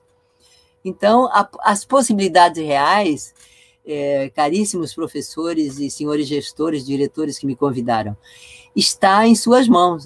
Nós não temos receitas, não há receitas. Existe a lei que a gente interpreta na medida da nossa possibilidade, né? E existe a realidade das instituições, que têm o seu pessoal qualificado para pensar sobre as leis. Que lindo te ouvir, professora. Fiquei emocionada, particularmente com essa sua memória, né, de estar no nosso campus, na Semana de Química. Estamos todos, né, morrendo de saudades desse encontro, né, de estar junto na sala de aula, nos corredores, de fazer educação presencialmente, né? Eu acho que a gente está debatendo aqui, né, reformas, legislações que não necessariamente estão vinculadas à questão da pandemia, né? Mas como é impressionante que a pandemia ela só piora tudo, né? Ela piora todas essas nossas, piora, né, a capacidade, a possibilidade de mobilização, né, para a gente também resistir. Ela piora essa dimensão tecnológica, né, avassaladora do controle, enfim, das máquinas, né, sobre os seres humanos, de alguma forma. Então, ainda que, claro, né, essa dimensão tecnológica facilita e permita que a gente esteja aqui tendo esse espaço de troca e diálogo, né, ela também tem reduzido muito, né, essa situação da pandemia, o contato, né, físico, presencial, tão fundamental para nós, seres humanos, enfim, continuarmos vivos e bem. Então, é muito... Diga. Não, eu ia perguntar se essa plataforma não permite que as pessoas falem, em vez de escrever, porque a escrita é sempre mais limitada. Permita que alguém que queira fazer alguma... Não só questões, hein? Que queira se pronunciar, concordou, discordou, tem as suas próprias razões, que Sim. possa pôr ao vivo algumas, se nós temos algum tempo ainda, que as pessoas possam falar ao vivo seus pontos de vista. Eu não tenho a pretensão de ser a única palavra correta. Eu estou aqui expondo as minhas ideias, mas os professores que estão aí têm a sua experiência. É importante que falem sobre a sua experiência e as dificuldades que encontram, para a gente ver se a gente tem outros pontos de vista a serem trazidos, né, à discussão. Sim, existe, embora tenha, por exemplo, a professora Thelma agora até escreveu alguma coisa, mas se alguém quiser, eu posso botar o link aqui e eu ponho a pessoa aqui junto na sala, e aí é possível a pessoa ter voz. Ela talvez fique mais à vontade falando do que escrevendo uma longa... Né? Escrever cansa mais. Bom, Juliana, se você quiser ler o que está sendo escrito, enquanto isso eu pego o link e coloco aqui. Isso. Sim, pois as manifestações, na verdade, professora, no chat, né, da transmissão que a gente está fazendo no YouTube, através do canal da Direção de Ensino do Campus Rio de Janeiro, Então, mais até assim no sentido de agradecimento, sabe, pela sua fala. Então, a professora Prícila, de Química, colocou muito obrigada, professora, por trazer associações tão relevantes. A professora Simone também agradeceu. Érica Almeida, professora Ana Cristina, muito obrigada, professora Ciavata, por ressaltar a importância da formação integrada, que é o diferencial dos IFES. A professora Thelma Alves, de Matemática, colocou agora, né, que não existe formação integrada de qualidade com referência social sem vontade política. Então, a Marisa acabou de colocar, né, o link, caso alguém queira entrar para falar oralmente, né, expor oralmente, seja em concordância ou, né, outro ponto de vista a respeito da temática, mas vamos ver se existe esse interesse. De qualquer forma, assim, né, isso, tá tudo, a gente está aprendendo muito, né, com essa experiência da pandemia, a gente está vivendo esse cenário macabro, né, a professora lembrou muito bem do conceito do filósofo, né, que eu acabei trazendo, do Bembe, né, de necropolítica. A gente está vivendo realmente essa política da morte de diversas formas, né, mas que é bem literal. E a pandemia, ela tem trazido esses desafios, né, particulares para a educação. Então, assim, felizmente, esse ponto da autonomia dos institutos federais, né, eu não sei se Marisa, que está mais próxima, né, que está no cargo da direção de ensino enquanto coordenadora, como é que tem sido esses debates em termos da gestão, né, mas a gente tem até conseguido, de alguma forma, resistir, né, à reforma do ensino médio e a manter o nosso funcionamento dentro do possível, né, dessa dimensão integrada. Então, esse é um ponto realmente muito relevante. Agora, resta saber o quanto a gente vai conseguir, né, se manter nessa resistência, porque realmente tem sido uma avalanche, né, de reformas, de projetos, de normas saindo. Então, eu me lembro, né, um dos últimos eventos que a gente fez, grandes, assim, no campus, debatendo a questão do Futurice, né? Então, a privatização dos institutos, das instituições públicas como um todo, tudo isso está, né, ganhando mais fôlego nessa conjuntura que a gente está vivendo. Deixa eu ver se tem Tem mais comentários, né, parabenizando, o professor Rafael também falando muito bom, parabéns a todos. E a pró-reitora de ensino, Alessandra Ciambarella Paulon, tá também parabenizando a direção de ensino do campus pela iniciativa e dizendo que ouvir a professora Ciavata falar sobre formação integrada é fundamental para o nosso trabalho docente. Eu acho que todos aqui, né, concordamos. Todos estão de acordo, então? Se vocês estão de acordo, vocês vão fazer formação integrada. Não deve ser bem assim. Por exemplo, eu fico pensando nos horários, na redução de carga horária. Como é que os professores, como é que vocês estão resolvendo o problema de carga horária? Porque ele incide na oferta de disciplina, no currículo. Como é que vocês estão adaptando isso? Quer dizer, eu tenho a impressão, então, que você já tem as coisas todas resolvidas. Né? É que, na verdade, a sensação que eu tenho que hoje aqui, digamos assim, os professores que talvez deveriam estar aqui, que seria o outro ponto, né? Eu acho que eles não estão, eu estou com essa sensação, porque a gente tem sim, eu acho que de uma forma geral a gente tem professores muito empenhados, querendo realmente que os alunos sejam bem formados, que eles contribuam para a sociedade, porém alguns pensando só na parte técnica mesmo, a parte do laboratório, e isso eu acho que não pode haver essa cisão. Né, e eu, de repente, estou sentindo falta desses professores que eles poderiam se colocar aqui, né, para a gente ter essa contrapartida. E também temos professores que entendem que os dois lados integrados são importantes, só que na hora de colocar isso em prática, que é o que a gente está tentando discutir aqui, aí aparece aquela coisa do tecnicismo mesmo, aí você vê o que é o discurso e o que é a prática. Isso tem sido a minha experiência de conversar e ouvir os professores. Eu estou falando assim de uma forma mais informal, que eu acho que com a pandemia o que eu senti é que, claro, a gente está trabalhando, está tentando levar o melhor para o nosso aluno, mas eu também senti que as relações parece que se aproximaram mais no sentido dessa informalidade. Então, o professor vem, ele fala como ele está se sentindo, o que ele está achando, e muitas vezes fala, e agora? O que eu faço? E é uma pena esses professores não estarem aqui. Eu acho que ajudaria nesse diálogo. Deixa eu contar um pouquinho uma história que eu vivenciei no Instituto. A discussão, ela esbarrou quando um professor disse, eles estavam, foi uma época, eu tinha sido convidada a participar, naturalmente, na discussão do projeto político-pedagógico, isso lá no início dos anos 2000. E aí o professor disse, mas como é que a gente vai fazer?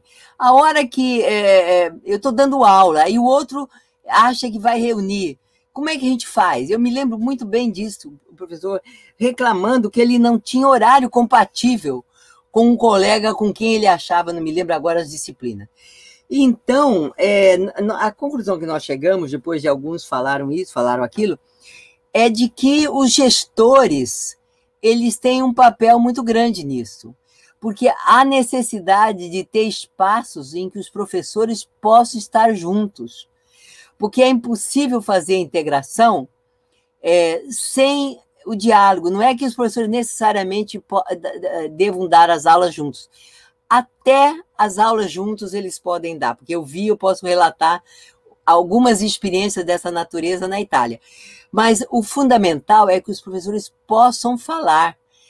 Por exemplo, eu me lembro, atualmente é o Instituto Federal do Rio de Janeiro, lá em Paracambi. Eu fui lançar um livro que eu escrevi, e a Rosângela está dentro do livro comigo, né? Estamos abraçadas, né?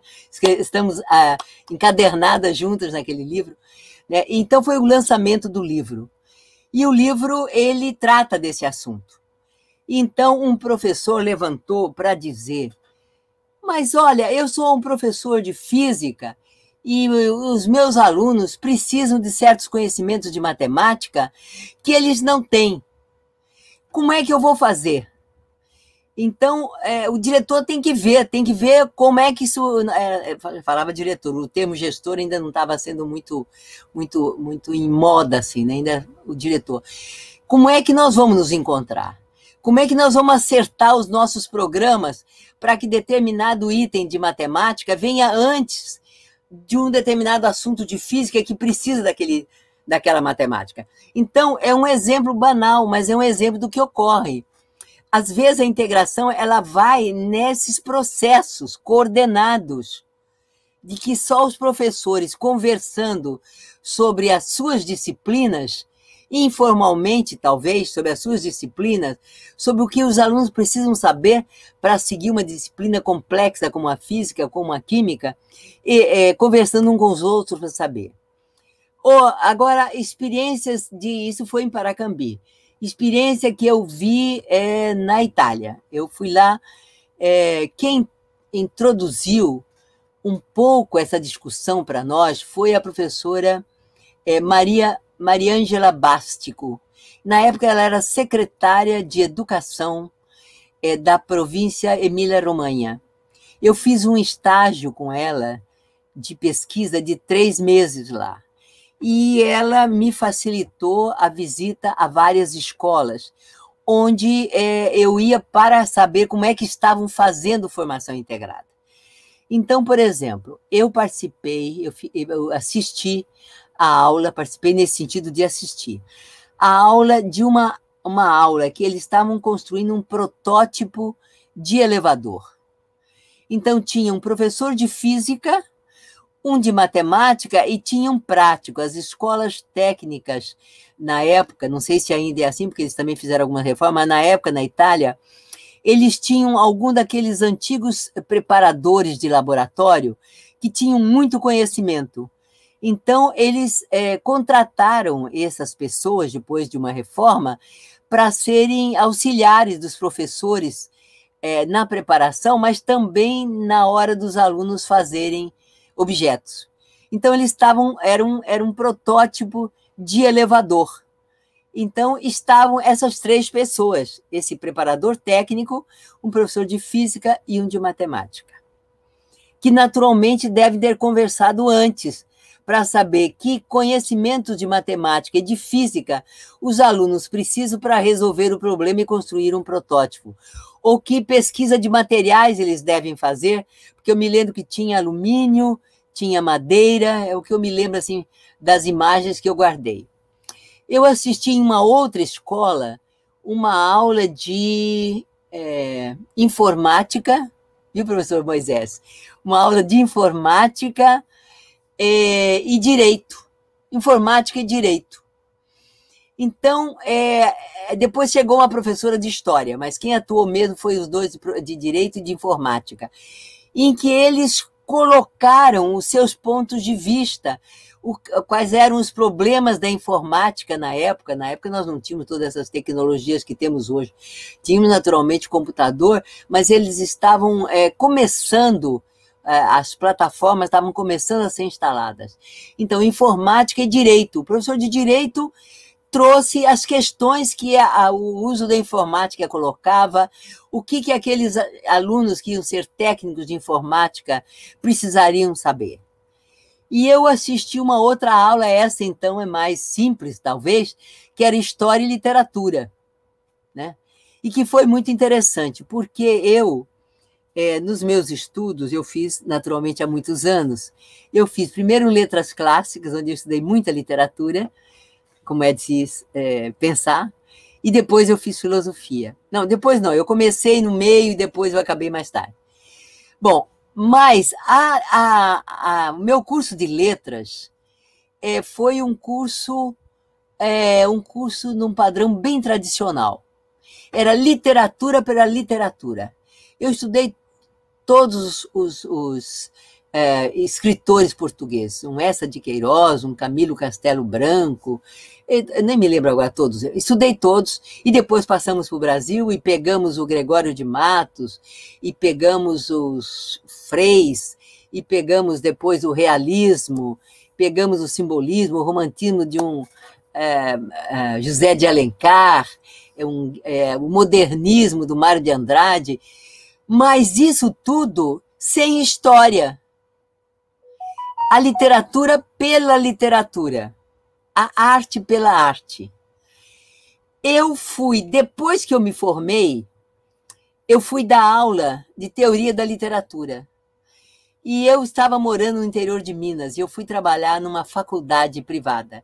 E eu vim ao Rio, na minha faculdade, na PUC, especialmente na Santa Úrsula, na época, para poder conversar com os professores, porque eu ia dar aula de teoria, eu queria me atualizar. Isso eu já tinha me formado há uns 5, 6 anos. E aí eu fui conhecer o Amora, aí eu fui conhecer o Antônio Cândido, aí eu fui ver que havia outros autores que não eram metafísicos, eu digo assim, e que davam literatura dentro dos períodos históricos do país, das influências da sociedade brasileira, da transformação da sociedade brasileira. Quer dizer, eu fui reestudar esses autores, algum deles, no tempo que eu fiquei dando aula naquela faculdade, eu fui reestudar esses autores à luz dos períodos históricos do Brasil, de pegar, então, a colônia, de pegar o Império, pegar a República, a Primeira República, a Segunda República, o período Vargas, pois, bom, a ditadura aí um pouco, porque ainda não tinha acabado de tudo. Mas eu quero dizer da importância de essa aula, voltando à questão da Itália, esta aula de história com literatura é mais avançada do que aquilo que eu aprendi no meu curso, porque os professores deram uma aula a partir de um autor, que eu não me lembro, um determinado autor italiano, em que a professora de história entrava com um contraponto das questões do momento no país para a produção daquele trabalho.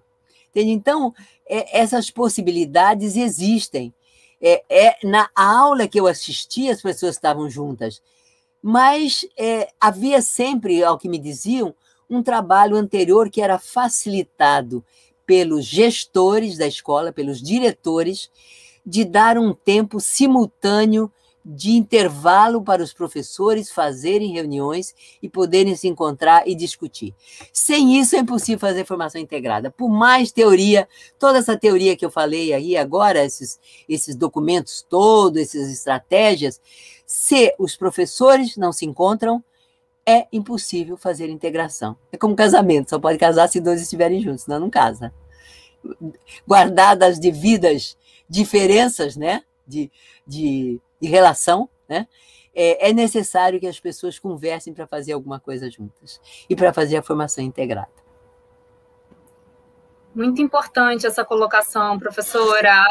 A Thelma, né, que é professora de matemática, comentou justamente isso, né, a necessidade de garantir dentro da carga horária docente as reuniões pedagógicas, né, e é interessante como isso tem, eu acho que surgido, pelo menos a minha percepção, né, surgido com mais intensidade nesse período de atividades pedagógicas não presenciais, né, por conta da pandemia, é um pouco esse desejo e talvez até a necessidade da gente produzir, enfim, conteúdos mais interdisciplinares, né, ter diálogos transdisciplinares, enfim, tentar levar a formação, né, educacional à distância, né, remotamente, de forma mais integrada. Porque ainda que em termos do currículo, né, as disciplinas elas estejam garantidas, no caso do IFRJ, claro, as diversas disciplinas, né, de forma realmente integrada, inevitavelmente existe, né, uma hierarquia de poder e o que se reflete em hierarquia de carga horária. E você tem, de fato, né, uma desigualdade muito grande entre as disciplinas, né, em termos de tempo, de oferta. Mas eu, pelo menos, enquanto professora, percebo isso, né, não sei se os demais aqui presentes concordam, mas, para mim, no presencial, essa conversa era até mais difícil do que a gente está vivendo agora de forma não presencial, né? Isso surgiu essa semana numa reunião de planejamento do ciclo básico, que são os 2 primeiros semestres, né, dos nossos cursos técnicos. Um professor justamente colocando isso, né, a importância dos professores de uma mesma turma saberem quem são uns aos outros e terem um espaço de encontro, planilhas para a gente saber que atividades estão sendo propostas, enfim, é uma conversa, né, um diálogo mais intensificado. Alguém quer falar? Depois eu comento. Eu ia ler justamente só 2 comentários da professora Priscila, que concorda, né, que temos que ter um direcionamento e uma metodologia para isso, né, para a formação integrada proposta justamente pelas instâncias superiores, né? Então, como a professora Ciavata falou, você tem um espaço, né, um tempo, uma carga horária dedicada a esses encontros pedagógicos para a gente conseguir ter uma efetiva formação integrada. E o professor Sérgio, também de Sociologia, colocou que é potente a ideia, né, de a nossa escola ser eminentemente técnica e que tem algumas disciplinas agregadas, que impedem o entendimento do que seria, né, o ensino integrado. Mas aí pode comentar, professora, o que você ia falar. Não, eu ia comentar sobre... Sim? Posso falar? Eu ia falar sobre a interdisciplinaridade que você citou. A história da interdisciplinaridade é muito interessante, porque ela nasceu no tempo da ditadura. É muito interessante naquela época, porque se introduziram várias técnicas, vários aparelhos, né? Houve uma influência muito grande das tecnologias americanas na educação brasileira, não só das reformas, como foi a reforma universitária, a reforma do ensino médio também, né? Primeiro, segundo graus, terceiro grau, né? Como foi eles estabeleceram, a 5692, mas também no âmbito das escolas. Então, apareceu essa palavra da interdisciplinaridade, mas a interdisciplinaridade era apenas lida como uma justaposição das disciplinas, era assim que nós líamos. A justaposição das disciplinas, isto é, tem as várias disciplinas, e um curso tem as várias disciplinas, e tem os vários equipamentos que vão facilitar as várias tecnologias de projeção, de reprodução de documentos, né?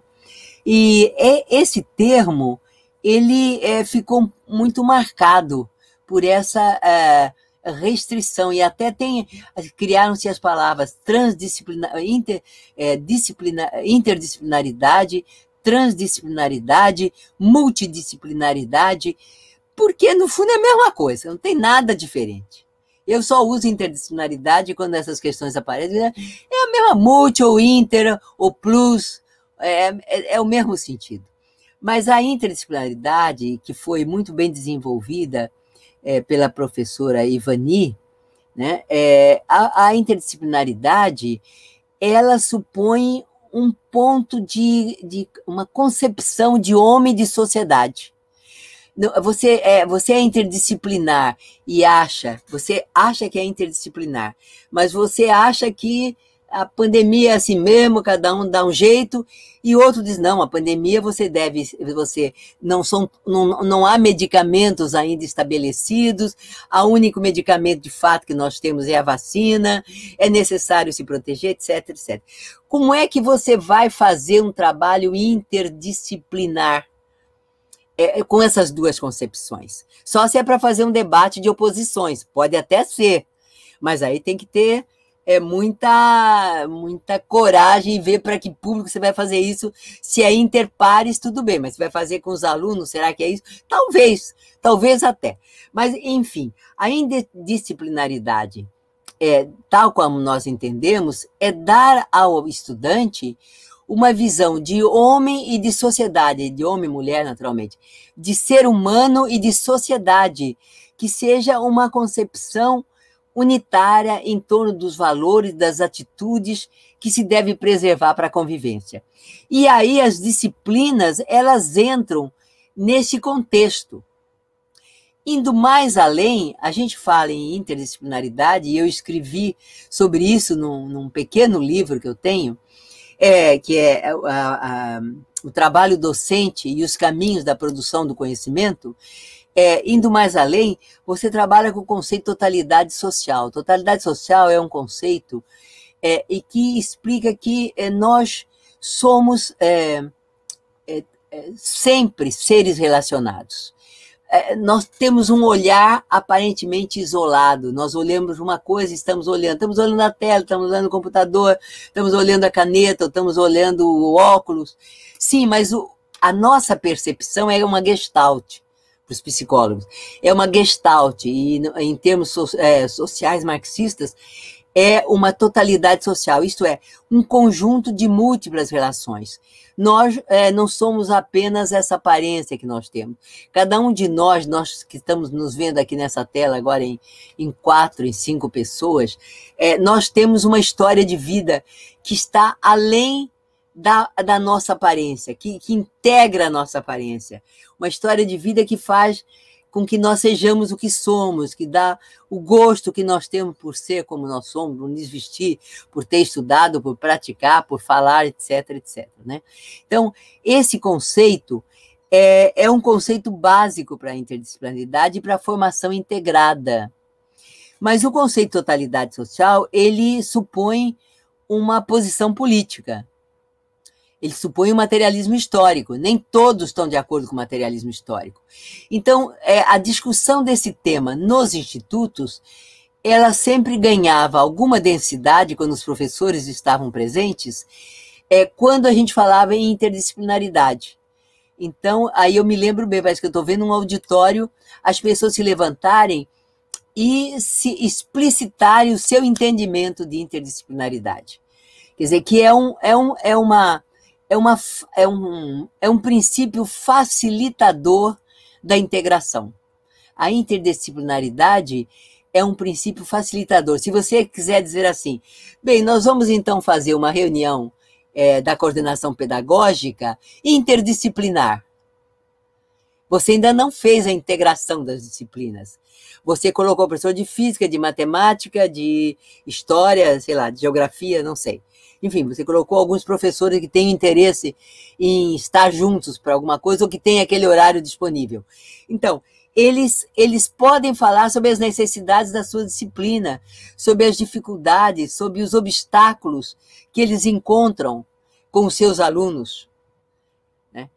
Agora, se eles quiserem fazer um trabalho integrado, eles têm que entrar no âmago das suas disciplinas. naquilo que é específico da sua disciplina e das necessidades da sua disciplina, para ver o que a disciplina do outro precisa e em que vocês podem cooperar. Então, a interdisciplinaridade é um processo de cooperação, não é um complexo de competição, é um complexo de cooperação no conhecimento. É uma coisa muito bonita. Eu acho assim que é válido, não tem nada a ver com materialismo histórico isso, não tem nada a ver com marxismo isso. Isso é uma questão filosófica de entendimento de como é que se processa o conhecimento. Assim como a pesquisa. Você não avança no seu conhecimento competindo com o outro, porque ele vai esconder o que ele sabe e você vai esconder o que você sabe para quem falar primeiro que passou na frente e descobriu tal coisa. Não, você na pesquisa, você avança naquela pesquisa, naquele problema, naquele assunto, quando você coopera com alguém, quando você divide o que você sabe e o que você não sabe. Olha, eu não sei, a Rosângela sabe muito bem disso, né, Rosângela? Outro dia mesmo a gente dizia assim, como nós pesquisadores colocamos a nossa subjetividade na análise do trabalho de outro. Onde é que é? Nós não resolvemos esse problema outro dia. Nós deixamos o problema para pensar. São problemas da pesquisa, são problemas da cooperação, são problemas de estar juntos. E de formação integrada, portanto. Muito bom te ouvir. É isso, o currículo integrado, diferentemente, né, de uma simples interdisciplinaridade, requer, né, um posicionamento político-pedagógico mesmo institucional, né? Há que se ter espaço, não basta ter a presença de professores de disciplinas diversas, enfim, mas há que se ter um contexto institucional para que a integração seja possível, né? E por isso fomentar o debate sobre o currículo integrado efetivamente é uma tarefa, é um desafio aí, né? Eu recomendaria, só para concluir, dentro dessa ideia, eu recomendaria os textos da professora Marise Ramos, que ela aprofunda especialmente a questão do currículo de ensino médio integrado. Ela tem um detalhamento do currículo que eu não trouxe aqui, e não tenho de memória todos os aspectos que ela mostra, mas ela tem alguns textos bastante interessantes sobre o currículo de ensino médio integrado, que pode também facilitar esse estudo que vocês devem... Eu estou entendendo, pela ausência dos professores, pelo diálogo contido, eu digo assim, as pessoas ou gostaram, ou se não gostaram, não se sentem suficientemente livres ou à vontade, digamos assim, podem estar livres, mas não se sentem à vontade para discutir o assunto. Então, nós temos ainda poucas pessoas falando. Mas é importante que as pessoas levem essas questões para os colegas. Se não falaram aqui, porque eu não sou do quadro docente de vocês, né? Que levem para algum momento de encontro, pequenos grupos, para isso funciona melhor, porque um grupo grande você se esconde no grupo grande, se quiser ficar quietinho, fica. Mas se você está num grupo menor, você é solicitado a opinar. E aí, no opinar, as pessoas vão se aproximando, né? Vão descobrindo os detalhes dos interesses e das possibilidades de cada um. Desculpe, eu não sei se foi Marisa, que eu falei por cima da Marisa, não sei quem foi que estava falando. Foi você, professora? Eu ia falar alguma coisa, mas eu estava me intrometendo, não tem problema, não. Sim, não, mas eu já acabei. Pode, eu gostaria de ouvi-la. Gostaria de ouvi-la. Eu estava fazendo um link aqui quando você falou da Gestalt. Eu sei que não foi isso que você falou, mas eu acabei fazendo um link que o que eu acho que acontece no nosso instituto é que, em vez do conhecimento ser visto como uma Gestalt, cada um acaba vendo a sua disciplina, o seu assunto como uma coisa inseparada, e é como se fosse assim, uma luta ali. Como você falou, não é uma cooperação, né? Acaba sendo uma competição, uma luta. E a minha disciplina, ela é mais importante. Sem ela, o aluno não vai conseguir. E em vez de entender que, de repente, a gente tem que formar uma coisa só, que seria essa Gestalt, né? E, de repente, essa consciência que teria que ter, e essa é a sua sugestão, né? De repente, começando por pequenos grupos, Bom, enfim, era isso que eu ia falar, e eu estou vendo aqui uns comentários muito interessantes, como o da Thelma, se você puder ler, Juliana, da Thelma, e ela colocou aqui muita coisa que eu achei pertinente. É engraçado que não estão tendo perguntas, mas estão tendo muitos comentários, muito, assim, que acrescentam, né? Eu não estou achando... Eu acho que são muitas questões para reflexão, eu acho que pelos comentários a gente vê que tudo que a Maria colocou, né, mexeu muito com as pessoas, e eu acho que é um momento assim de você se organizar o pensamento para depois haver uma ação. Eu acho que é esse movimento que eu estou compreendendo. E eu acho essencial a gente ter esse tipo de discussão, principalmente no momento onde o ódio virou ideologia, e a gente está convivendo com a negação da ciência, então coisas que a gente não pensava que poderia acontecer. Assim, para a reversão de tudo que a gente está vendo, tudo que a gente questiona, cada vez mais é investir na educação, investir na formação integrada, entender a formação humana dentro do processo da formação integrada, entender a importância. Quando Maria falava lá do professor de matemática, que ela dava o exemplo, eu pensava aqui, bom, se esse aluno tem um professor de arte trabalhando a dimensão da abstração, da cognição, ele vai ter a possibilidade, né, de avançar muito nos estudos dele de matemática. Mas até o professor de matemática entender que a arte colabora com o processo dele, é uma luta que a gente tem travado internamente, né? Que o pessoal fala, sim, é importante, é muito importante, mas na hora que você vai fazer horário... Na hora que você vai dividir, né, você vai lá na matriz dizer, mas precisava de mais tempo. Não, tudo é muito importante, e aí isso pode esperar mais um pouco, não é o suficiente, a gente sabe que não é, e na ação a gente não vê a coisa acontecer. Às vezes o discurso, ele é potente, ele é interessante, mas eu acho que a gente precisa mais investir na ação para que essas coisas realmente possam acontecer dentro da nossa instituição. E se a gente quer, né, uma sociedade que possa superar, né, essa visão que a gente tem visto e que a gente não tem concordado, eu acho que a gente precisa entender que a educação é o nosso espaço de luta para promover essa transformação. Assim, para mim é essencial, Maria, tudo que você trouxe no movimento de articulação das pessoas aqui, na organização do pensamento delas. Eu estou vendo que elas foram instigadas já a pensar alternativas. Então, mesmo que não tenha as perguntas, a gente vê um movimento de reflexão muito intenso aqui nos comentários. E te agradecer por essa possibilidade, porque me lembro do Betinho dizendo que a gente só se move quando está indignado. Então, quando a gente tem esses momentos, inclusive de catarse e indignação coletiva, né, eu acho que a gente se move. Né?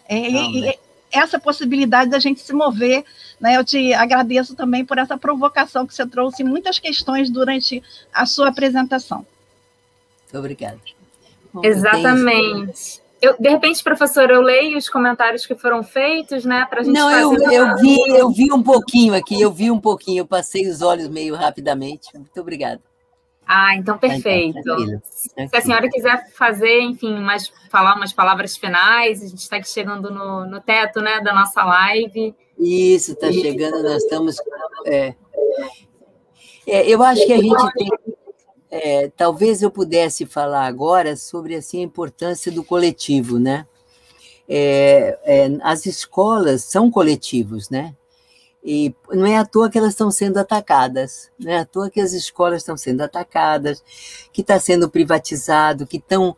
Eu não sou contra a educação à distância, mas ela tem os seus espaços, ela não é para formar o pensamento, é para treinar certos conhecimentos, para especializar os conhecimentos, né? Então, a tendência à educação, à privatização, ela vai destruindo os coletivos, porque qualquer um... nós estamos, assim, numa situação, veja só, ao mesmo tempo que nós temos essa facilidade de não ter que sair de casa para nós estarmos aqui conversando e falando e trocando ideias, ao mesmo tempo, se isso é só isso para um jovem, ele perde o contato humano, né? Perde o coletivo que são as escolas. Eu acho que eu estou com esperança, apesar da fala dúbia do nosso novo ministro da Saúde, como é um médico, eu estou com a esperança, ele falou em vacina, eu estou com a esperança que o processo avance, que dinheiro no Brasil não falta. Eles pagam aos rentistas bilhões. Não falta dinheiro neste país, falta vontade política de aplicação. Então, se esse médico fizer a boa ação de providenciar a vacina para todos, nós voltamos a nos encontrar. Por que não? Né? Atualmente ainda é um risco muito grande, o vírus está se multiplicando, são novas cepas que estão aparecendo, mas tudo isso, com o tempo, né, com os estudos que se fazem em torno disso, e com as pessoas desenvolvendo anticorpos, tudo isso pode passar, demora, sei lá, 2, 3 anos, talvez, né? Mas é importante voltar a esse coletivo. Então, o coletivo online é um coletivo mais limitado, mas ele pode acontecer também. E ele favorecer, então, esse espírito de interação, de ouvir o outro, de colocar a importância da sua disciplina, mas também de ouvir o que o outro considera importante, né? Enfim, uma troca dessa que só os coletivos podem fazer, porque se nós ficarmos cada um isoladamente, os professores até podem ficar satisfeitos, mas os alunos sairão empobrecidos dessa passagem pela instituição. Sairão realmente sem rumo. É preciso, nós temos que ajudar os nossos estudantes a ter rumo na vida. E o rumo a gente só adquire quando a gente entende o que está acontecendo na sociedade.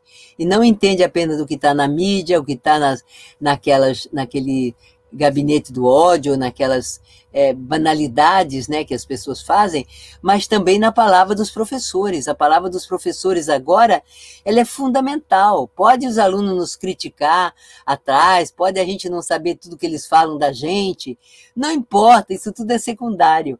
Agora, é importante que eles nos respeitem pelo nosso conhecimento, pela nossa capacidade de abrigá-los, de ouvi-los, de ajudá-los nos momentos difíceis.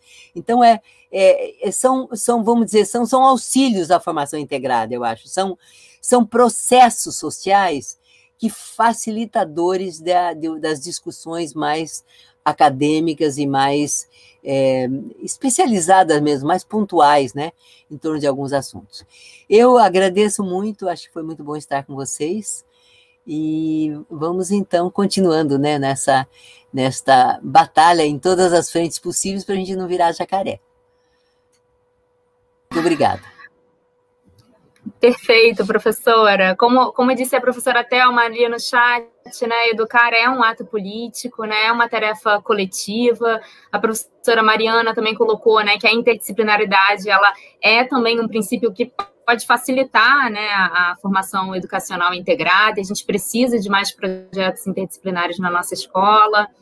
A Kátia também colocou nessa dimensão que os nossos estudantes estão sentindo muita falta do espaço escolar, né? Externam isso o tempo todo. Eu fico pensando que a distância, né, provocada pela pandemia, ela tem sido muito pedagógica, né? Da importância realmente dos nossos encontros presenciais, mas a gente, enfim, tem que realmente, como a professora Siavata colocou, lidar com essa situação e promover esses encontros de forma, enfim, online, né? E não perder, então, e mais do que nunca, né, é urgente a gente recuperar o humano que há em nós, né? E isso envolve a gente também humanizar o nosso espaço de trabalho, o nosso Instituto Federal, né, que é um espaço de formação, enfim, de educação integrada. Então, eu queria, acho que em nome, né, da comunidade acadêmica toda, agradecer demais a professora Siavata por ter tido, enfim, esse espaço de diálogo aqui com a gente, agradecer, através da Marisa, né, a direção de ensino, por estar promovendo esse espaço de formação continuada aos docentes. Então, vou deixar aqui para os demais colocarem. Agradecer ao professor Moisés, que está aqui com a gente, auxiliando, né, na parte tecnológica. Perfeito. E muito obrigada. Te agradeço. Muito obrigada a vocês.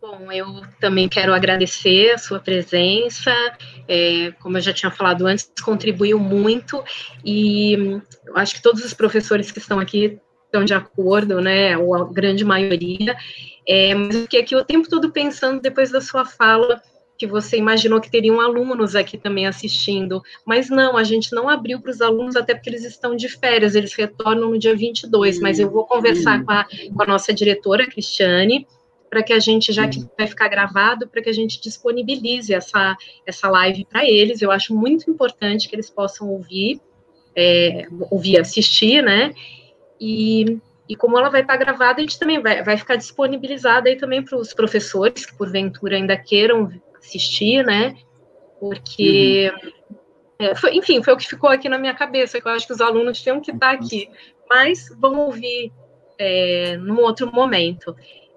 Então, mais uma vez, obrigada pela presença, e também agradecendo aqui a professora Juliana Ataide, que mediou aqui a nossa discussão, a professora Rosângela Rosa, que fez, né, esse contato, essa intermediação com a doutora Maria Ciavata, que assim, eu acho que isso facilitou muito, porque eu e a Cristiane, quando a gente conversou, o que a gente queria trazer aqui para vocês, logo a Cristiane lembrou do nome da doutora Maria Ciavata, e aí eu falei assim, eu sei quem é, bom, para quem não sabe aqui, eu fiz tanto psicologia como pedagogia, e na pedagogia a gente lê...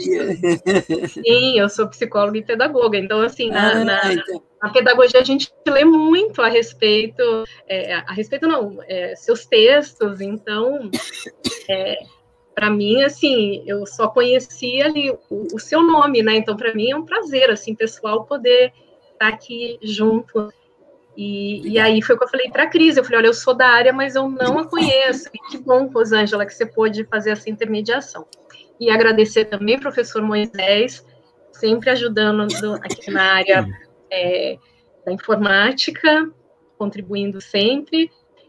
Bom, e é isso, e agradecer aqui ao público que esteve aqui assistindo a gente, interagindo. Obrigada aí pelos comentários, perguntas, e é isso. Agradeço. Muito obrigada. Mais alguém quer falar alguma coisa? Eu quero agradecer a oportunidade, porque toda vez que a gente abre, né, a possibilidade de debate, de discussão sobre temas que nos são tão caros, eu acho que a gente cresce com isso. Agradecer a Maria, que está sempre, assim, de uma forma muito, eu acho que animadora, né, entusiasta, trazendo essas questões para a gente. A Maria é uma inspiração, porque é uma pessoa que está sempre no fronte de luta, né? Ela é essa coisa do enfrentamento, de trazer as questões, e vamos pensar, né, como é que a gente se move. Ela está sempre mobilizando a nós também, né? Nós somos muito inspirados pelo movimento da Maria, porque, nossa, para ter o pique que ela tem, vou te falar, eu vou ter que correr muito atrás. E isso nos anima, estar juntos aqui, falando sobre ensino médio integrado, nos anima ao movimento que a gente precisa para fazer com que as coisas possam se modificar, que a gente possa avançar e que a gente possa, mesmo com as restrições do isolamento social, né, ir trazendo as lutas que são necessárias para a gente ter cada vez mais um instituto forte, né? Vamos trazer, sim, Marisa, os alunos para junto da discussão. Eles são uma força, nós temos forças dentro da instituição, o aluno é um coletivo, né? E essas forças, elas precisam se unir para que a gente possa caminhar numa mesma direção. Então, assim, muito agradecida por você e pela Cristiane terem possibilitado o momento para a gente, né? Mobilizando na semana de planejamento muitas discussões, eu acho que são muito importantes para o nosso crescimento institucional. Agradecer a Maria, vocês como colegas que estiveram aqui, e lá as interações todas no chat, que foram também muito interessantes para o nosso processo aqui. Uma boa tarde para todos. Obrigada. Só acrescentando uma coisinha, desculpa, Moisés, que assim, eu falei da Cristiane, porque assim, o Roberto estava de férias, que o Roberto também faz parte da nossa equipe, mas assim, logo que ele voltou, tanto ele como o Rudiá, que é o nosso pedagogo, todos também, nossa, concordaram. Bom, não tinha nem como não concordar com com o convite que a gente ia fazer para sua live. Então, assim, eu achei só importante lembrar do Roberto e do Rudiá, que eles também apoiaram muito a sua vinda. Era isso. Obrigada. Muito obrigada, sinceramente. Muito obrigada por estar com vocês mais uma vez. considero mais uma vez no Instituto, mais uma visita ao Instituto, onde eu aprendi muita coisa. Obrigada. O término Moisés dá vai o querer término. falar. Moisés vai querer falar alguma coisa, Moisés? Não, Moisés foi importantíssimo, hein, Moisés? Importantíssimo fazer subir meu texto. Obrigado. Não, assim, eu fiquei assim hipnotizado pela palestra e aprendi muito. Muito obrigada, fico feliz. Fico feliz que o tempo de vocês tenha, esse tempo conjunto nosso, né, tenha sido útil. Para mim foi e que tenha sido útil para vocês também, né? Porque quando a gente fala, a gente repensa, né? Repensa o que está falando, por que está falando, o que falta falar, e agora corrigir os errinhos que ainda sobraram no texto. Muito obrigada mais uma vez a vocês. Então tá, tchau, pessoal. Vou encerrar aqui. E como eu falei, a live vai ficar gravada nesse mesmo link que vocês acessaram, tá bom? É isso, uma boa tarde a todos. Obrigado. Até breve. Até breve.